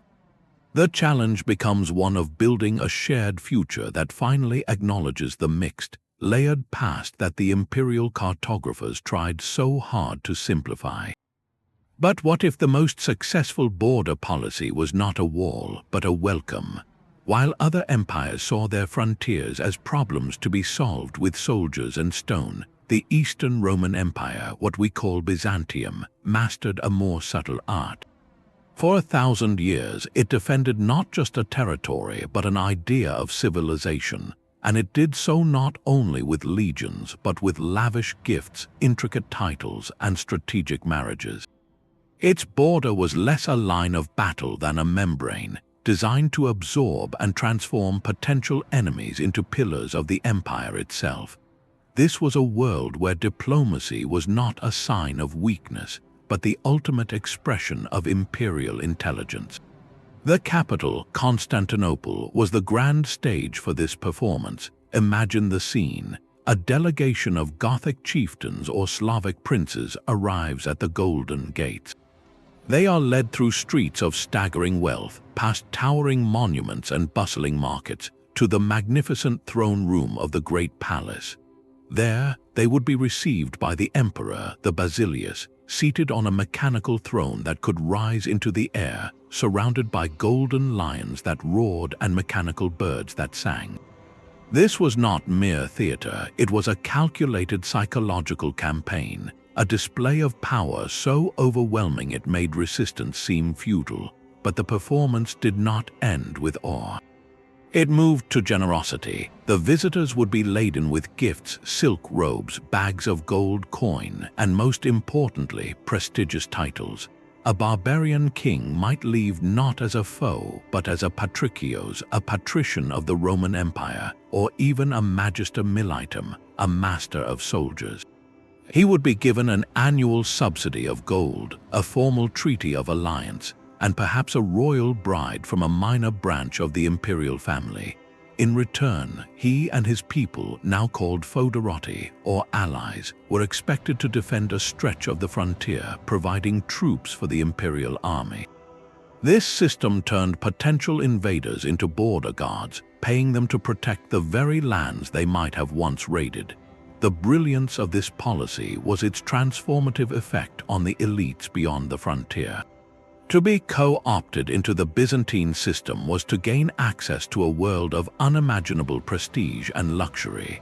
A Gothic warlord's son, raised as a hostage in Constantinople, would be educated in Greek, trained in Roman law and military tactics, and immersed in the rituals of the court. He would return to his people not as a simple chieftain, but as a Roman gentleman, a living bridge between two worlds. His loyalty was now dual, tied to his ancestral tribe, but also to the distant emperor who had given him status and purpose. This created generations of leaders like the great general Belisarius, who reconquered much of the western Mediterranean. He was not ethnically Greek, but likely of Illyrian or Thracian background from the empire's Balkan borderlands. His entire career exemplified the system, a man from the periphery who became the empire's most brilliant sword, utterly loyal to the Emperor Justinian and the Roman idea. The border, therefore, became a factory for Roman identity. Armenian nobles became the empire's finest cavalry commanders. Slavic chieftains found their names recorded in imperial chronicles as defenders of the Danube. The Varangian Guard, the emperor's personal protectors, were recruited from Norse and later Anglo-Saxon warriors who served with fierce loyalty under the banner of Christ. This constant, deliberate influx of foreign elites acted as a cultural transfusion. It brought new martial traditions into the army, new styles of dress and ornament into the court, and new dynastic blood into the imperial family itself. The customs of the steppe, the north, and the Caucasus subtly influenced court ceremonial, military organization, and even fashion, all under the enduring umbrella of Roman law and Orthodox faith. The Byzantine frontier was a masterpiece of soft power. It understood that an enemy bought with gold was cheaper than one defeated in battle, and an ally made through honor was stronger than a subject made through fear. By making the title of Roman something an outsider could aspire to and earn, the empire turned its border from a brittle barrier into a dynamic, living filter. It chose absorption over annihilation, and in doing so, it prolonged its life for centuries, proving that the most enduring borders are often those you cannot see drawn on any map. The Byzantine strategy turned its frontier into a filter, but centuries earlier, another civilization mastered a different kind of border entirely, one made not of land but of water. The Phoenicians did not build a sprawling inland empire. Their power was liquid, flowing across the deep blue highways of the Mediterranean Sea. From their coastal city-states of Tyre, Sidon, and Byblos, these master mariners created the ancient world's first true maritime network, a borderland with no fixed geography, existing solely in the movement between ports. Their colonies, from Carthage in North Africa to Gadir in modern Spain, were not outposts of conquest designed to rule over foreign peoples. They were something far more flexible, nodes in a vast commercial and cultural circuit. Each settlement was a deliberate bridgehead, placed on offshore islands or easily defensible promontories, designed for one primary purpose: to facilitate exchange between the sophisticated markets of the East and the resource-rich lands of the West. The Phoenician trader was the ultimate intermediary, a professional inhabitant of the space between worlds. His loyalty was not to a king's territory, but to his city's trade routes and his family's commercial partnerships. To succeed in this fluid environment, he became a virtuoso of adaptation. Arriving at a new shore, perhaps in Sicily, Sardinia, or southern Spain, he did not arrive with an army to impose his ways. He arrived with goods to trade and a pragmatic openness to local customs. He would learn the language of the local chieftains, understand what they valued, and negotiate for access to their metals, timber, or agricultural products.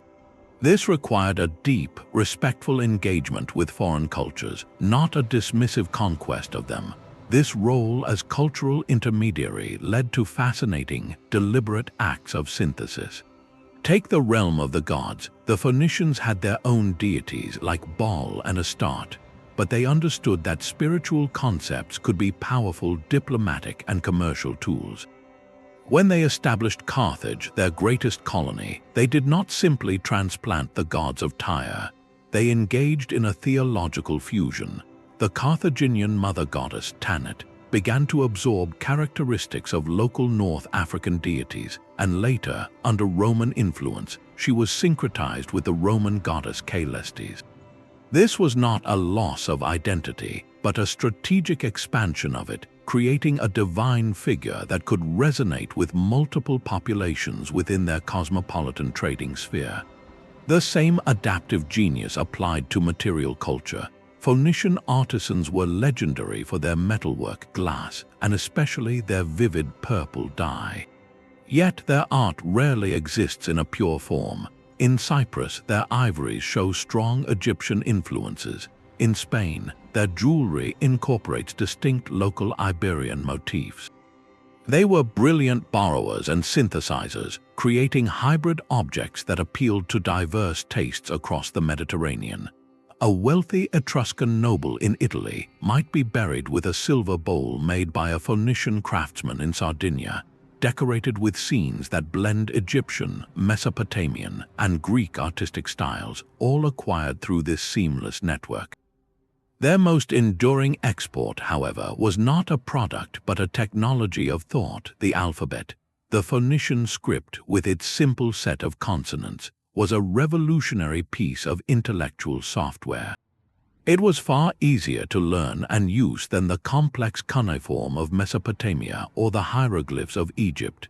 As Phoenician merchants set up trading posts, this script traveled with them. Local peoples, from the Greeks to the inhabitants of the Iberian Peninsula, saw its utility. They adapted it, adding vowels in the case of the Greeks to write their own languages. This single innovation, spread not by imperial decree but through the practical needs of commerce and record-keeping, helped catalyze literacy across the ancient world. It wired the Mediterranean together with a shared tool for communication, a borderland invention that belonged to everyone and no one.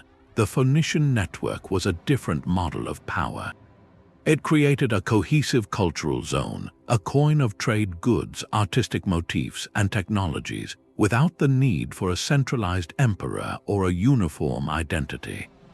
A sailor from Tyre, a merchant in Carthage, and a metalworker in Gadara shared a common commercial language and maritime lifestyle, yet each was also deeply shaped by their local context.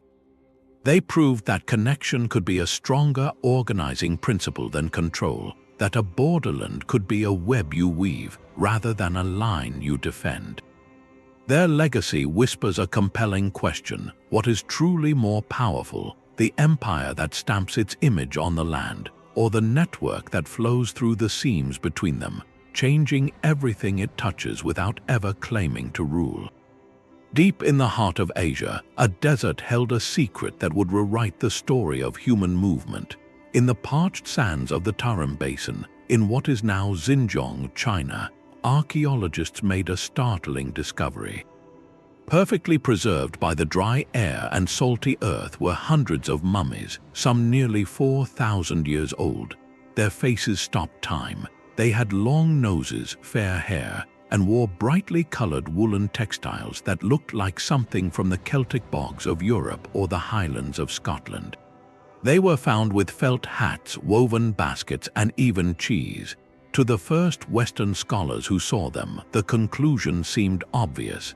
These were lost Europeans, travelers from the far west who had somehow perished in this remote Asian desert. The discovery ignited fantasies of ancient, long-lost tribes. But the truth, as revealed by cutting-edge genetic science and meticulous archaeology, is far more fascinating and profound. It reveals a community that was the ultimate deep-time borderland. a people who mastered the art of being genetically themselves while culturally embracing the entire world around them. For decades, the mystery of the Tarim Basin mummies was framed as a simple question of origins. Where did these seemingly Western people come from?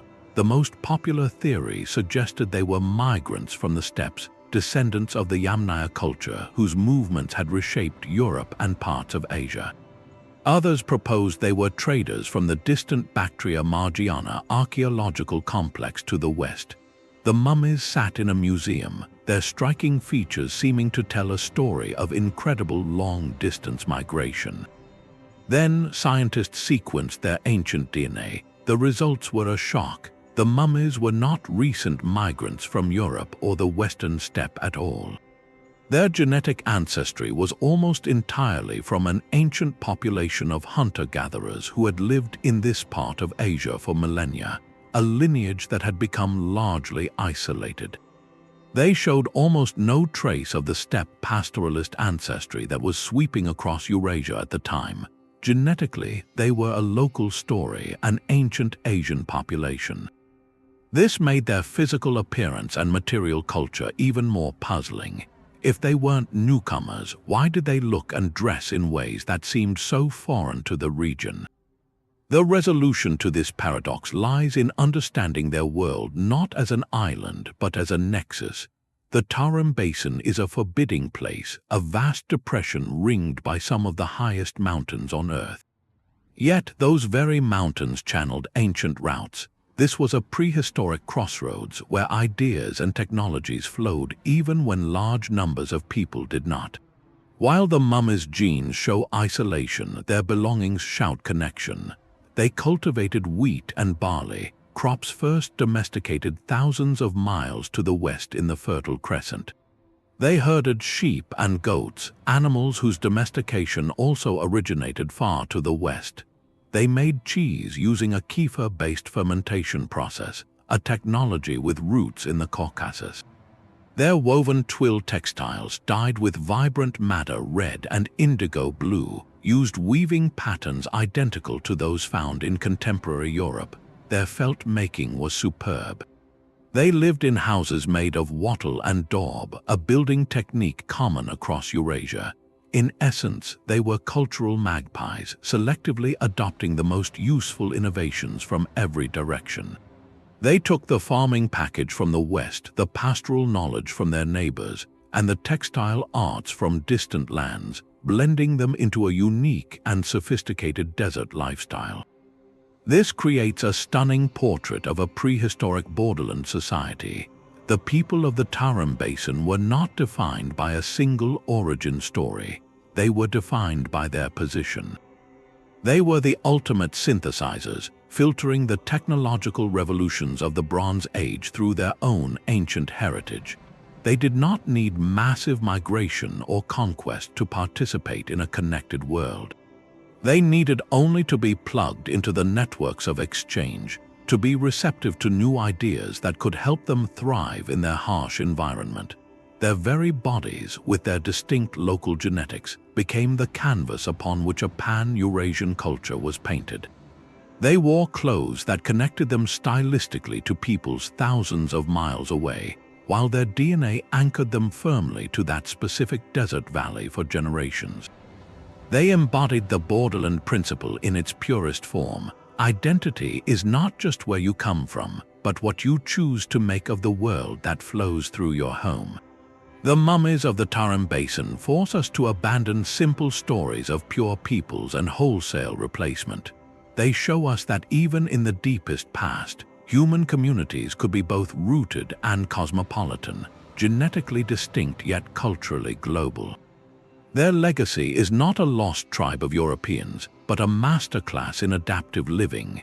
They teach us that the most resilient cultures are often those that know how to stand their ground while eagerly reaching out to grasp the best the world has to offer, weaving a unique tapestry from threads gathered on every wind. The story of the Tarim Basin reveals how ancient crossroads fostered unique identities, but a very different kind of borderland would be engineered by the world's first multinational corporation. In the 17th and 18th centuries, the Dutch East India Company, known by its initials VOC, did not just trade in the Indonesian archipelago, it built a corporate empire. Its headquarters, the fortified port city of Batavia, now Jakarta, became a laboratory for a new kind of society, a Creole world born from the cold logic of commerce and the intimate realities of human connection. The VOC was not a state in the traditional sense. It was a shareholder-owned company granted sovereign powers by the Dutch government, including the right to wage war, negotiate treaties, and administer justice. Its goal was singular: profit. To secure the spice trade, it needed permanent bases, and Batavia, built on the ruins of the Javanese port of Jakarta, was designed to be the jewel in its crown. But the company faced a fundamental human problem. It sent thousands of its employees, almost entirely men, to the tropics, but it discouraged and often forbade Dutch women from making the long, dangerous voyage to join them. This demographic reality set the stage for a profound social experiment. A port city cannot run on soldiers and clerks alone. It needs families, a stable population, a community. The solution emerged from the very networks the VOC sought to control. Dutch men formed relationships with women from across Asia, many from Portuguese trading communities in India and Ceylon, others from local Javanese, Balinese, or Chinese backgrounds. From these unions, a new generation was born, children of mixed ancestry who would come to be known as Indo-Europeans, or in a specific context, Mardekas. The term Mardeka originally referred to freed Christian slaves and their descendants, many of whom had roots in South Asia and spoke a Portuguese Creole. Over time, it came to represent a broader urban community in Batavia that was neither fully European nor fully Asian, but something distinct. This community, along with the growing Indo-European population, became the social bedrock of the company's capital. They filled essential roles as artisans, shopkeepers, soldiers, and lower-level administrators, the vital middle layer between the white Dutch elite in their mansions and the vast Javanese majority outside the city walls. Within the crowded, canal-lined streets of Batavia, a new culture crystallized. Its heartbeat was a language now known as Betawi Malay. This was not the classical Malay of literature or the courtly Javanese of the interior. It was a vibrant, urban Creole born in the markets and kitchens of the city. Its base was Malay, the lingua franca of the archipelago, but it was lavishly sprinkled with loanwords from Dutch, Portuguese, Chinese, Javanese, and Arabic. To speak Betawi was to hear the entire history of Batavia in a single sentence, a linguistic tapestry of its diverse origins. This cultural fusion expressed itself in every aspect of daily life. The architecture of Batavia's townhouses blended Dutch gable fronts with wide verandas adapted to the tropical climate. The clothing of the Indo-European women, the Nyais, famously combined European-style blouses with traditional Javanese batik sarongs, creating an elegant, hybrid fashion that became a symbol of this Creole society. The cuisine was a delicious revolution. Dutch ingredients like butter and potatoes met Javanese spices and Chinese cooking techniques. Dishes like selat solo, a salad with a sweet, savory peanut sauce, or sima, a beef stew flavored with sweet soy sauce and spices, are edible legacies of this culinary crossroads. Even music and performance reflected the blend, with local gamelan ensembles incorporating European instruments and musical forms. The VOC, focused on balance sheets and pepper shipments, largely tolerated this Creole society because it served a practical purpose. It created a stable, locally born population loyal to the company and the city, a buffer community that could mediate between the European rulers and the wider Asian world. The company even codified this separation through a strict legal hierarchy, with Europeans at the top, various categories of foreign Asians in the middle, and the indigenous population at the bottom. Yet, the lived reality within Batavia constantly overflowed these rigid categories. The Creole culture of Batavia stands as a powerful testament to a borderland created not by clashing empires, but by a corporation's bottom line. It shows how human communities, when brought together by forces of global trade, will inevitably weave new traditions, languages, and identities from the threads of their disparate origins. The company drew borders of power and profit, but within its own capital, a new people drew circles of belonging, crafting a home in the space between worlds. This corporate-engineered mixing forces us to ask, if such vibrant cultures can emerge from the stark hierarchies of a trading company, what happens when the entire modern world begins to feel like one vast, interconnected borderland? The corporate port of Batavia proved mixture could be a business strategy, but some borderlands were forged by a far more ancient and relentless pressure. For centuries, the high plateau of Armenia was not just a kingdom, it was the ultimate prize in a grand, slow-motion collision between two superpowers. To the west lay the Roman Empire with its legions, its engineering, and its vision of a Mediterranean order. To the east sprawled the Parthian Empire, heir to the Persian tradition, with its armored cavalry and Zoroastrian faith. And directly between them, absorbing every shock, stood the Kingdom of Armenia. Its rulers were not masters of their own destiny, but masterful survivors in a geopolitical vise. They perfected the art of the double game, crafting an identity so uniquely blended that it could withstand the crushing weight of empires. The Armenian nobility lived in a world of constant, calculated choice. Their court etiquette, their royal titles, even the cut of their clothes, were deeply Iranian. They called their king the Arshakuni, a dynasty that was a branch of the Parthian royal house itself. The elite spoke Parthian as a language of culture and diplomacy, and their social structure mirrored the Persian model, with powerful noble families, the Nakaras, who controlled vast hereditary lands and private armies. To look at the Armenian court from the east, it appeared as a familiar, loyal sibling of the Parthian world. Yet if you turned and looked west, a different picture emerged. The cities, the public architecture, the coinage, all bore the unmistakable stamp of Hellenistic and later Roman influence. Greek was the language of commerce, philosophy, and early Christian scripture. When Roman emperors like Trajan campaigned in the east, Armenian kings knew how to swear fealty in flawless Latin, offering hostages and promises of allegiance to secure their throne. They were cultural bilinguists, performing a delicate dance where survival depended on convincing each empire that their heart and their strategic loyalty leaned just enough in the right direction. This was not mere hypocrisy, it was the foundational skill of a buffer state. The most astonishing synthesis, however, was not in politics, but in the very pillars of Armenian identity. In the early 4th century, King Tiridates III made a decision that would echo for millennia. He declared Christianity the state religion, making Armenia the first nation to do so. This was a monumental break from the Iranian sphere, where Zoroastrianism was the faith of the court. It was a decisive turn toward the Greco-Roman world, where Christianity, though still persecuted, was spreading rapidly.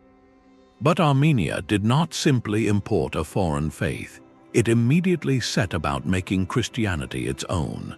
A century later, facing the threat of cultural absorption, the monk Mesrop Mashtots performed an act of intellectual defiance. He did not adopt the Greek or Syriac alphabets used by neighboring Christian communities. Instead, he invented a completely new, unique Armenian alphabet. Its script was original, but its inspiration was clear. The letters were designed to perfectly capture the sounds of the Armenian language using a logical structure influenced by Greek. This was a stroke of genius. The alphabet became a fortress for the national soul. It allowed for the translation of the Bible and Greek patristic texts, creating a rich, native literary tradition. It provided a tool for administration and history that was independent of both Roman Latin and Parthian scripts. Suddenly, a kingdom that had been defined by the tug of war between two empires now possessed the tools to define itself. An Iranian-style monarchy now prayed to a Christian god using a liturgy written in its own script, derived from Greek models. The Armenian Church developed its own distinct rites and theology, a spiritual borderland that answered to neither Rome nor Constantinople. This trinity of elements, a Persian political skeleton, a Christian heart, and a Greek-derived mind, created an identity of astonishing durability. It was an identity born not from isolation, but from the intense, pressured fusion at a crossroads. When the empires on either side eventually fell, the Armenian synthesis did not. It endured through centuries of later domination because it was not borrowed. It was forged in the fire of necessity. The buffer state vanished from the map, but the nation it forged in the borderland proved to be unbreakable. The story of Armenia shows how a buffer state could forge a nation, but across the Atlantic, another kind of borderland was being written not by kings, but by the muddy currents of a great river. Colonial Louisiana was a world where European maps meant very little. Here, the imperial ambitions of France and Spain crashed against the deep-rooted power of Native American confederacies, creating a society so fluid it defied every rule the colonizers tried to impose. The mighty Mississippi River was the central artery, but its banks were controlled by nations like the Choctaw and the Osage, who viewed the European forts and trading posts not as centers of power, but as useful new nodes in their own ancient networks. This was not a European colony with a native periphery. It was a Native American heartland with European outposts clinging to its edges. The French, arriving first, understood this reality better than most. Their survival depended not on conquest but on integration. French traders, known as coureurs d'espoirs, paddled deep into the interior, living for years among native communities. They learned the languages, adopted the customs, and forged kinship ties through marriage.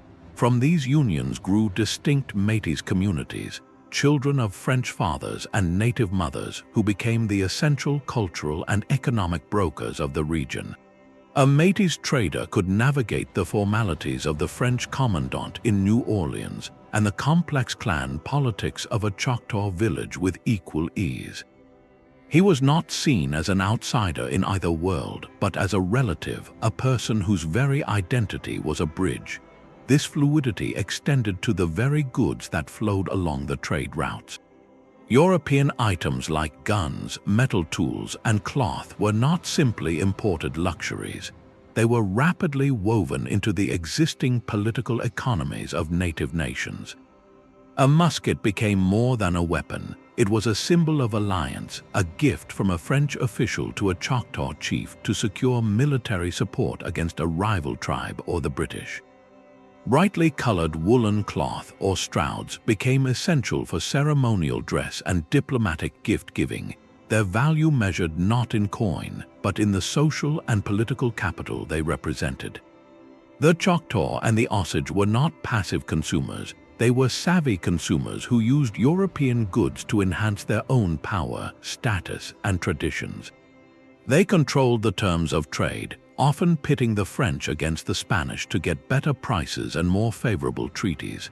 When Spain took control of Louisiana in the late 18th century, they tried to impose a more rigid, bureaucratic order. They brought their own legal codes and racial classifications, the infamous caste system. But in the bayous and pine forests of Louisiana, these categories melted like sugar in the rain. Spanish officials found themselves forced to recognize the authority of native leaders whose concepts of identity had nothing to do with blood purity.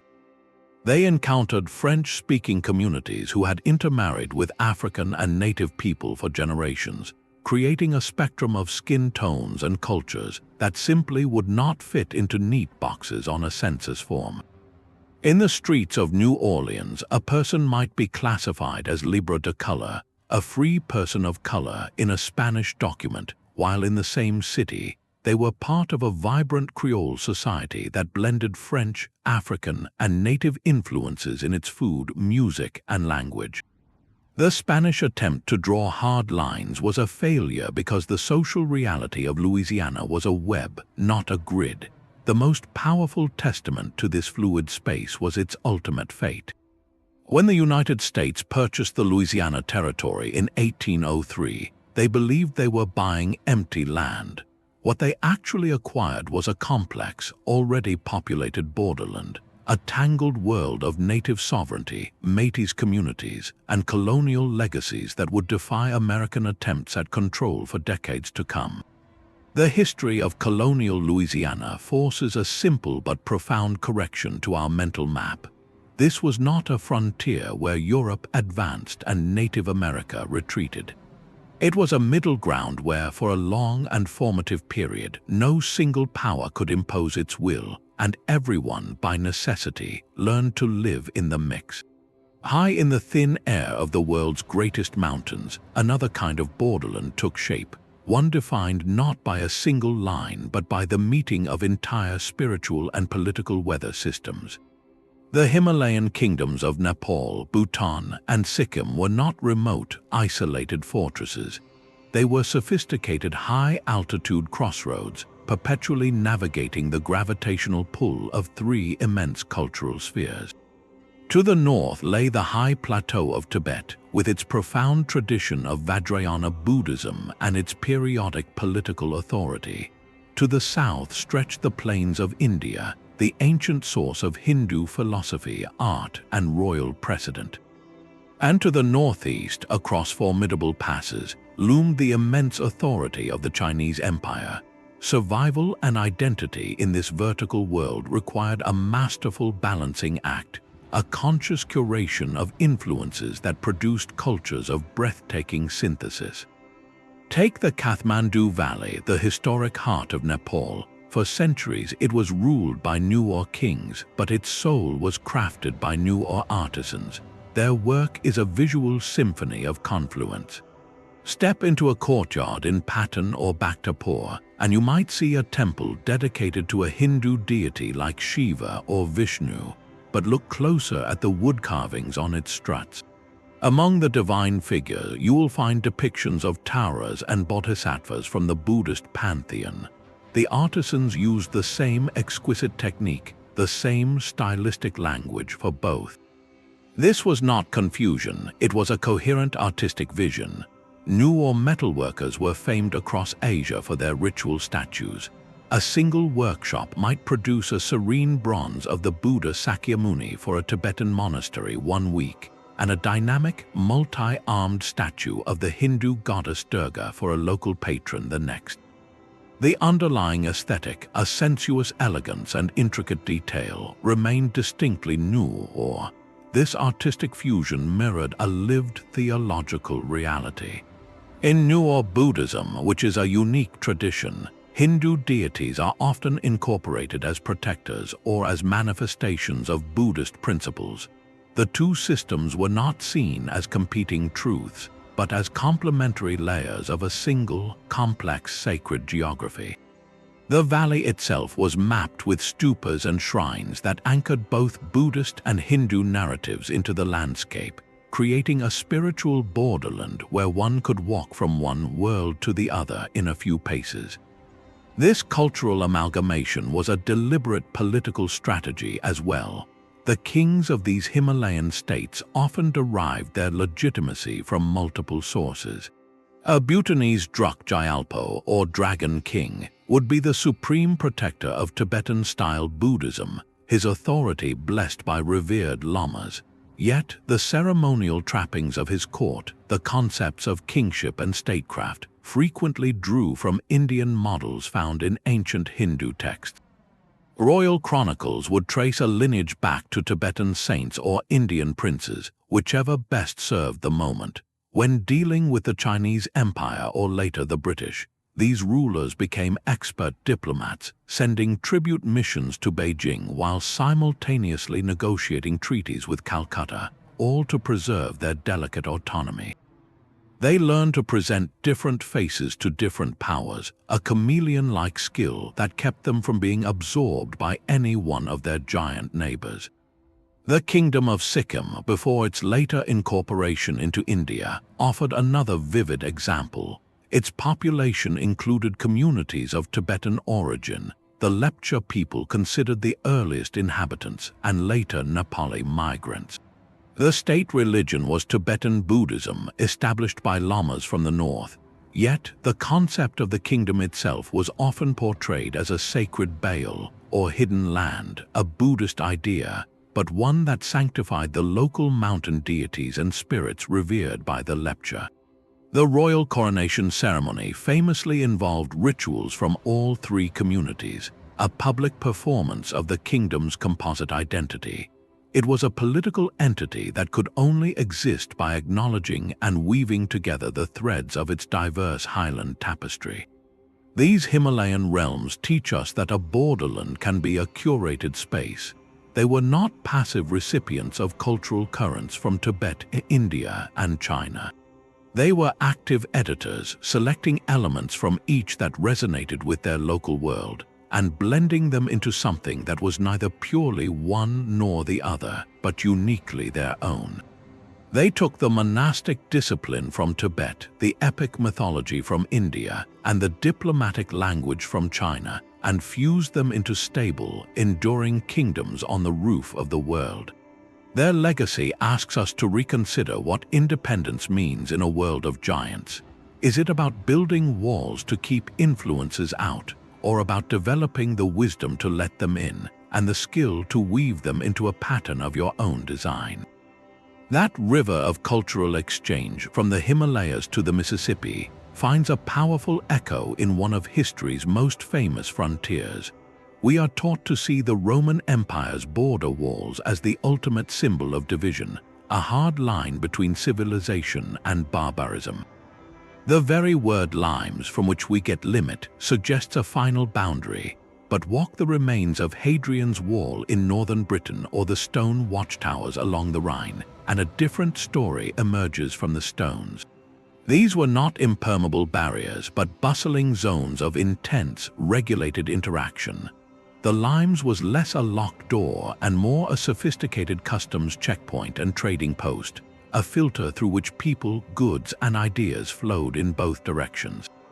The physical structure itself tells this tale. Yes, it was a formidable military installation with forts, ditches, and patrol roads, but right up against those walls, archaeologists find the remains of something vital, the vicus. These were sprawling civilian settlements that grew like mushrooms around every Roman fort. They were not Roman towns in the classic sense, but vibrant, hybrid marketplaces. Here, a Roman legionary on payday could spend his coins on local beer, food, and crafts.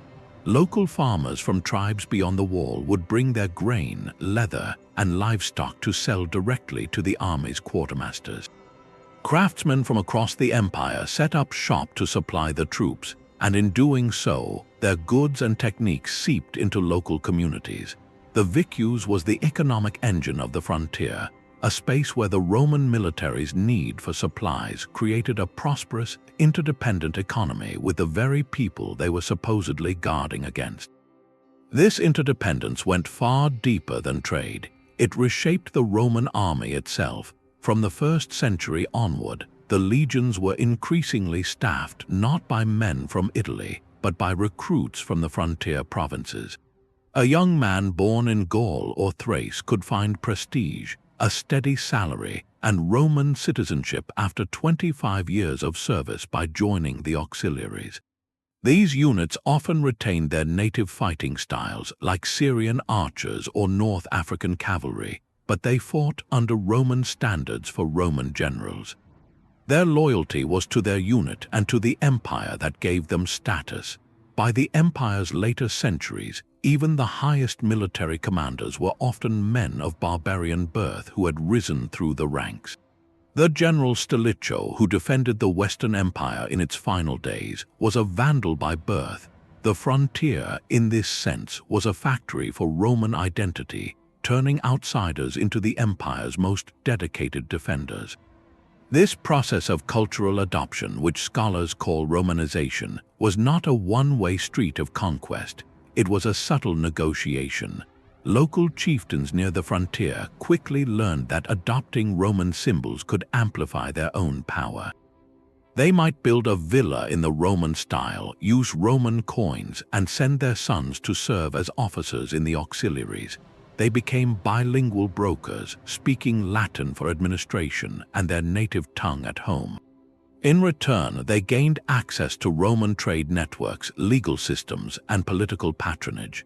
Their people began to wear Roman-style jewelry, use Roman pottery, and eventually worship Roman gods, often syncretized with their own deities.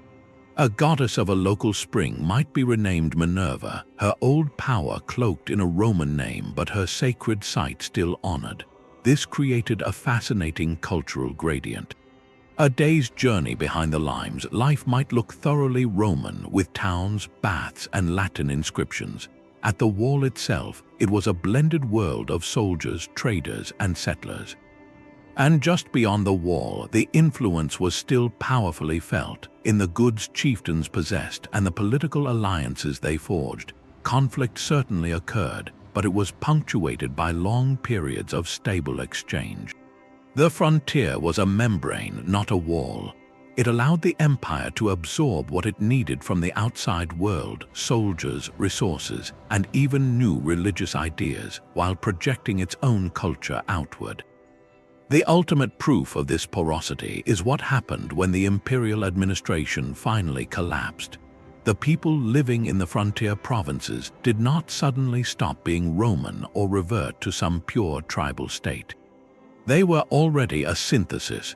They were the Romano-Britons, the Gallo-Romans, people whose identity had been forged in the borderland itself, a legacy that outlasted the empire's political frame by centuries.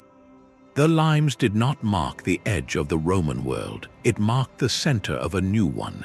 But the most profound and painful borderlands were not chosen, they were imposed.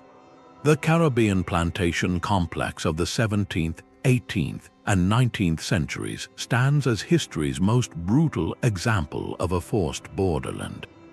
Here, the border was not a line on a map, but the deck of a slave ship, a space where millions of people from diverse African societies were violently uprooted and thrust together with European colonizers and the decimated remnants of indigenous populations.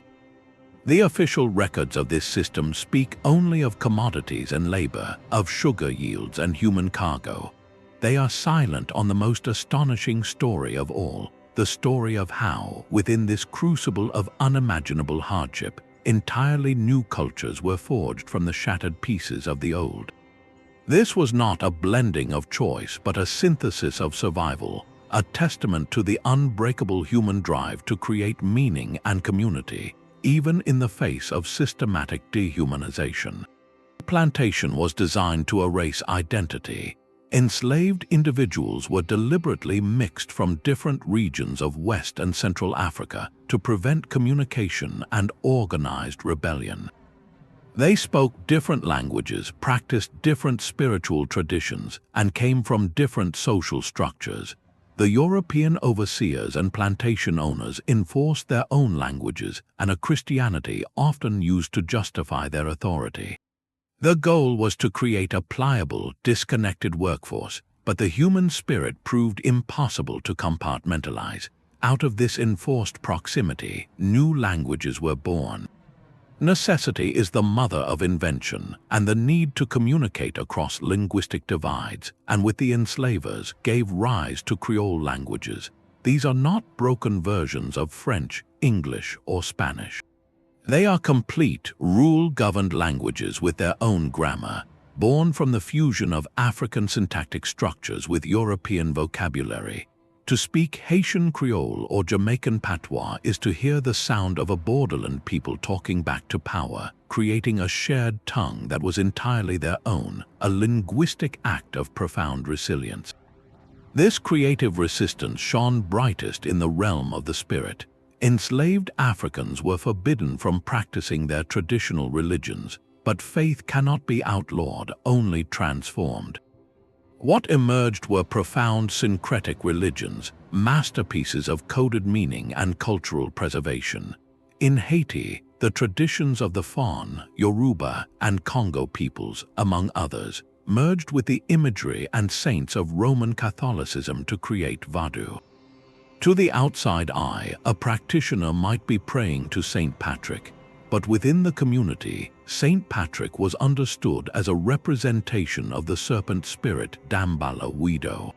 The Catholic saints provided a public mask, while the African LWA, or spirits, maintained the private, sacred connection to ancestral wisdom and power. This was not mere imitation, it was a brilliant strategy of spiritual camouflage, preserving a worldview and a sense of divine justice under the very nose of the oppressor. A similar process created Santeria in Cuba, Candomblé in Brazil, and Oba in parts of the British Caribbean. Each was a unique blend, a spiritual borderland where the gods of Africa learned new names but never lost their essence. This synthesis pulsed through every aspect of life, finding its most joyful and defiant expression in music and dance. African rhythmic complexity, with its polyrhythms and emphasis on drumming, met European melodic structures and instruments. The banjo, an instrument with African ancestors, entered the American musical bloodstream. In Trinidad, the rhythms of West Africa blended with French carnival traditions and later Indian influences to give birth to calypso and eventually soca. The call and response patterns of African work songs and spirituals evolved into the blues and later jazz. Every drumbeat, every melodic line became a thread in a new cultural fabric. Even in food, a unique Creole cuisine emerged, combining African cooking techniques like okra-based stews and one-pot meals with available local ingredients and European influences, creating the foundational flavors of the region. The cultural legacy of the Caribbean plantation complex forces us to hold two painful truths in our minds at once. We must acknowledge the horrific system that created the conditions, a system built on profound suffering and exploitation. Yet, we must also recognize the breathtaking creativity that system could not extinguish. The people trapped within this forced borderland did not become cultural blank slates. They became alchemists of identity, taking the fragments of their past and the realities of their present to build vibrant, enduring new worlds. They proved that culture is not a fragile heirloom to be preserved in a museum case, but a living, adaptive force. It can be bent, suppressed, and scattered, but if even a spark remains, it will find a way to recombine, to grow, and to sing a new song into being. This undeniable creative power, born from the deepest adversity, leads us to a final, modern question. In our own globalized, interconnected age, are we all now living in a planetary borderland? And if so, what new syntheses are we unconsciously creating every single day? The creative fire of the Caribbean was born from a forced fusion, but other borderlands chose synthesis as a conscious path to power and prestige. Far to the east, in the cities of Bukhara and Ghazni, a different kind of renaissance was being engineered, one that would deliberately stitch together the broken threads of an ancient civilization. In the 9th and 10th centuries, the great Abbasid Caliphate in Baghdad was fragmenting. In its eastern provinces, a vacuum of power emerged, but not of culture. Here, two dynasties arose from the ashes of Arab political dominance, the Samanids and later the Ghaznavids, and they built their legitimacy not on rejecting the past, but on reviving and remixing it for a new era. They stood on the Islamic frontier where the cultivated world of Persia met the raw energy of the Central Asian steppe, and they turned this position into an unparalleled advantage. The Samanid dynasty, ruling from Bukhara in modern Uzbekistan, presented a fascinating paradox. They were ethnically Persian, yet they rose to power as loyal governors for the Arab Abbasids. Their genius lay in using the framework of the Islamic State to resurrect a distinctly Persian sense of identity. They adopted Arabic as the language of religion and science, in keeping with the caliphate's norms. But in the courts and chanceries, they made a revolutionary choice. They revived New Persian, written in the Arabic script, as the language of administration, literature, and high culture. This was not a rejection of Islam, but a declaration that one could be a devout Muslim and a proud heir to the kings of ancient Iran. The Samanid court became a magnet for poets who began composing epic verses in this revived Persian tongue, laying the foundation for a literary tradition that would span centuries. This cultural project required a new kind of elite, and the Samanids crafted it through a brilliant synthesis of sources. Their military strength increasingly relied on Turkic slave soldiers, known as gulams, purchased from the steppes and trained as an elite cavalry force. These warriors provided the martial backbone of the state. Meanwhile, the civil administration was run by a class of Persian bureaucrats, the Daikans, who preserved the sophisticated land revenue systems and courtly etiquette of pre-Islamic Persia. And overseeing it all were Islamic scholars and jurists who ensured the state's religious orthodoxy. The Samanid court in Bukhara became a living diagram of this fusion, a place where a Turkic general, a Persian vizier, and an Arab theologian could debate in a hall adorned with murals of legendary Iranian heroes. When the Turkic Ghaznavid dynasty supplanted the Samanids in the late 10th century, they did not dismantle this model. They perfected and expanded it with even greater ambition. The Ghaznavid sultans, like the formidable Mahmud of Ghazni, were themselves products of the Samanid system, Turkic military leaders who had absorbed Persian statecraft. Sultan Mahmud launched legendary military campaigns deep into the Indian subcontinent, amassing staggering wealth. But he did not spend this treasure solely on palaces or armies. He invested it in a cultural capital. He turned his city of Ghazni in modern Afghanistan into the brightest intellectual and artistic hub of its age, a beacon that drew talent from across the Islamic world. The Ghaznavid court operated like a grand cultural refinery. It actively patronized the greatest minds of the era, regardless of their ethnic or linguistic background. The towering scientist al-Biruni, who calculated the Earth's circumference with remarkable accuracy and wrote a seminal study of India, worked under Ghaznavid patronage. The physician Ibn Sina, known in the West as Avicenna, whose medical encyclopedia was a standard text in Europe for centuries, also found refuge and support in their realm.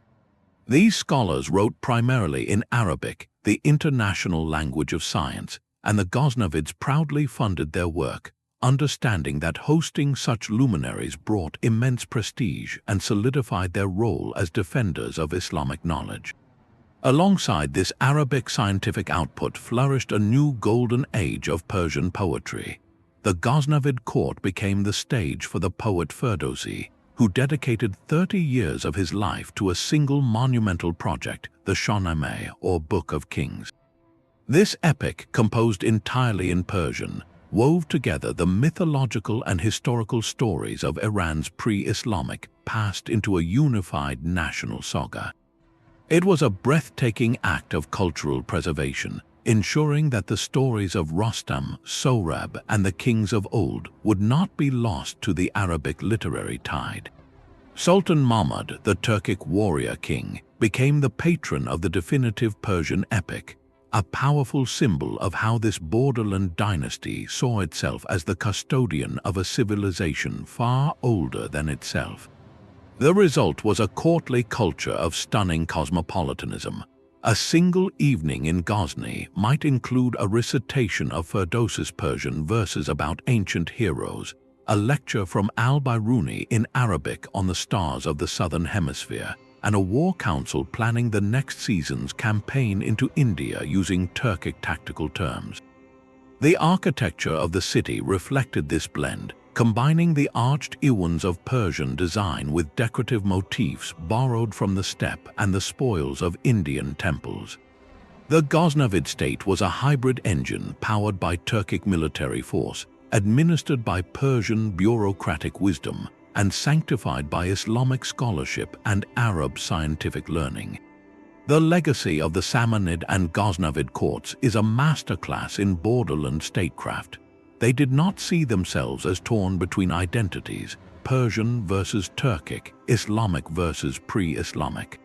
Instead, they assembled a new, composite identity from the best materials available to them. They used military power from the steppe to secure a stable realm, a Persian administrative tradition to govern it effectively, and the universal language of Arabic science and Islam to connect it to the wider civilized world. In doing so, they performed an act of historical rescue, gathering the scattered legacy of classical knowledge and Persian culture, refining it and passing it on, stronger and more vibrant, to future empires. They proved that a frontier is not the end of one world, but the workshop where the next one is forged. Official maps and imperial decrees could not govern the daily rhythms of life in these fluid zones. Beyond the reach of any single capital, a different kind of law took hold, one written not on parchment but in the shared understanding between neighbors.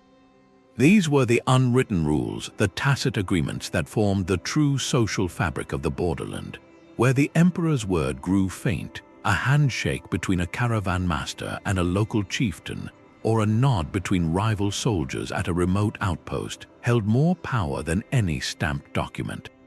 This was the grammar of practical coexistence, a set of codes everyone learned if they wanted to survive and thrive in the in-between. Consider the absolute necessity of safe passage. A merchant's caravan laden with silk or spices was a rolling fortune, and utterly defenseless in the open spaces between empires. No king's soldier could escort them the entire way. Their safety depended on a chain of local agreements, often sealed with gifts rather than treaties. A merchant would pay a toll not just as a tax, but as a purchase of temporary allegiance. In return, a local ruler or nomadic clan leader would grant ammon or safe conduct. This was a sacred promise of protection for the duration of the journey through their territory. Breaking this promise meant not just angering one caravan, but destroying your own reputation as a reliable partner, cutting off the flow of goods and wealth forever. This system of layered guarantees is what made the Silk Road or the Saharan trade possible. It was a decentralized security network built on mutual profit and honor. When conflicts did arise, the resolution mechanisms were equally localized and inventive. The formal hostage exchange was a common diplomatic tool, but on the frontier, it took on a more intimate character. A chieftain's son might be sent to live in the fort of a rival power, not merely as a prisoner, but as a guest student. He would learn the language, customs, and military tactics of his hosts, forming personal bonds that could ease future tensions. His well-being guaranteed the peace, turning a human pledge into a living bridge. Similarly, local commanders along a contested border, weary of constant skirmishes that served no one's real interest, would often establish informal truces. These were not peace treaties ratified by distant monarchs. They were practical arrangements between the men who actually had to fight. They might agree to avoid certain valleys during harvest season, or to trade captured soldiers back without ransom after a set period. These deals were kept quiet, away from the ears of hawkish officials in the capitals who might see such pragmatism as treason. The most essential figure in this landscape was the bilingual or bicultural mediator.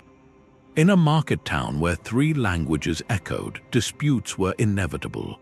A formal court applying a single empire's law would be seen as unjust by the others. So communities relied on trusted individuals who could navigate multiple worlds: the dragoman in the Ottoman realms, the Métis trader in North America, the Swahili port official who spoke Arabic and Bantu dialects. These mediators understood not just words but contexts, the nuances of shame and honor in different cultures. They could broker a settlement over a damaged shipment or a disputed well that felt fair to all parties, because it drew from a blended sense of justice that pure imperial law could never provide. Their authority came from respect earned in the community, not from a title granted by a faraway throne. These tacit understandings extended to the very symbols people used. In borderland markets, a hybrid system of weights and measures often emerged, a pragmatic blend that everyone accepted for the sake of trade. Currencies from different empires circulated side by side, their value determined by local agreement on purity and weight, not just the face value stamped by a distant mint. Even timekeeping could become flexible, with markets operating on a solar schedule for farming communities and a lunar one for religious observance, creating a shared rhythm that accommodated all. The genius of these unwritten codes was their adaptability. They could shift with the seasons, with a new local leader, or with changing trade winds, without needing a slow, cumbersome approval from a central bureaucracy. They were the operating system of the borderland, running quietly in the background, enabling all the vibrant cultural and economic exchange we've witnessed. They acknowledged a simple, powerful truth, that the people who shared a landscape, regardless of where they were born or what god they prayed to, had a common interest in stability, prosperity, and the resolution of conflict without inviting the heavy hand of a distant power. When we look back at these zones of mixture, we are often looking at the brilliant cultures and artifacts they produced. But it is worth pausing to listen for the quiet hum of agreement that made it all possible. The unspoken pact that, in the space between empires, we will write our own rules. These unspoken codes reveal a fundamental truth about the spaces between empires. For all the official histories of conquest and clash, the enduring story of Borderlands is not one of division, but of creation. From the Viking rivers of Rus to the corporate ports of Batavia, from the forced crucible of the Caribbean to the curated courts of the Himalayas, we have seen a single, powerful pattern repeat itself. When different worlds are pressed together by geography, trade, or conquest, the result is rarely a clean victory for one side. More often, it is a spark that ignites something entirely new. These zones were not merely arenas of conflict. They were the primary engines of human creativity and adaptation for most of history. They were where the composite bow was perfected, where new languages were woven from old words, where faiths learned to speak in local accents, and where art found forms that no single tradition could have invented alone. This hidden history of constant, pragmatic mixing is the counter-narrative to the myth of pure, timeless civilizations. It challenges the nationalist stories that insist our ancestors lived in isolated, unchanging cultural bubbles, eternally at odds with their neighbors. Those stories are often political inventions, tools to draw hard lines in the present by pretending they always existed in the past. But the archaeological record, the genetic data, and the whispers from local chronicles tell a different tale, one of blurred edges and shared horizons. Recognizing this does not diminish the distinct beauty of cultures, it explains how they came to be. Every tradition we cherish today was once a novelty, a bold experiment at some forgotten crossroads. To embrace this nuanced past is to equip ourselves for a more honest present. We live in a world where the legacy of these ancient borderlands is everywhere, in our languages, our food, our faces, and our faiths. Yet modern identity politics often screams for purity, demanding we choose a single side of a story that was, in reality, always braided from many strands. The next time you encounter a simplistic historical narrative, one that paints the past in stark black and white, remember the vibrant, complicated truth of the borderland. Ask what was happening in the spaces the mapmaker ignored. Listen for the blended words, look for the hybrid architecture, question the story of inevitable conflict. By doing so, you do more than learn history. You reclaim a more human, interconnected, and ultimately hopeful story of who we are and how we got here.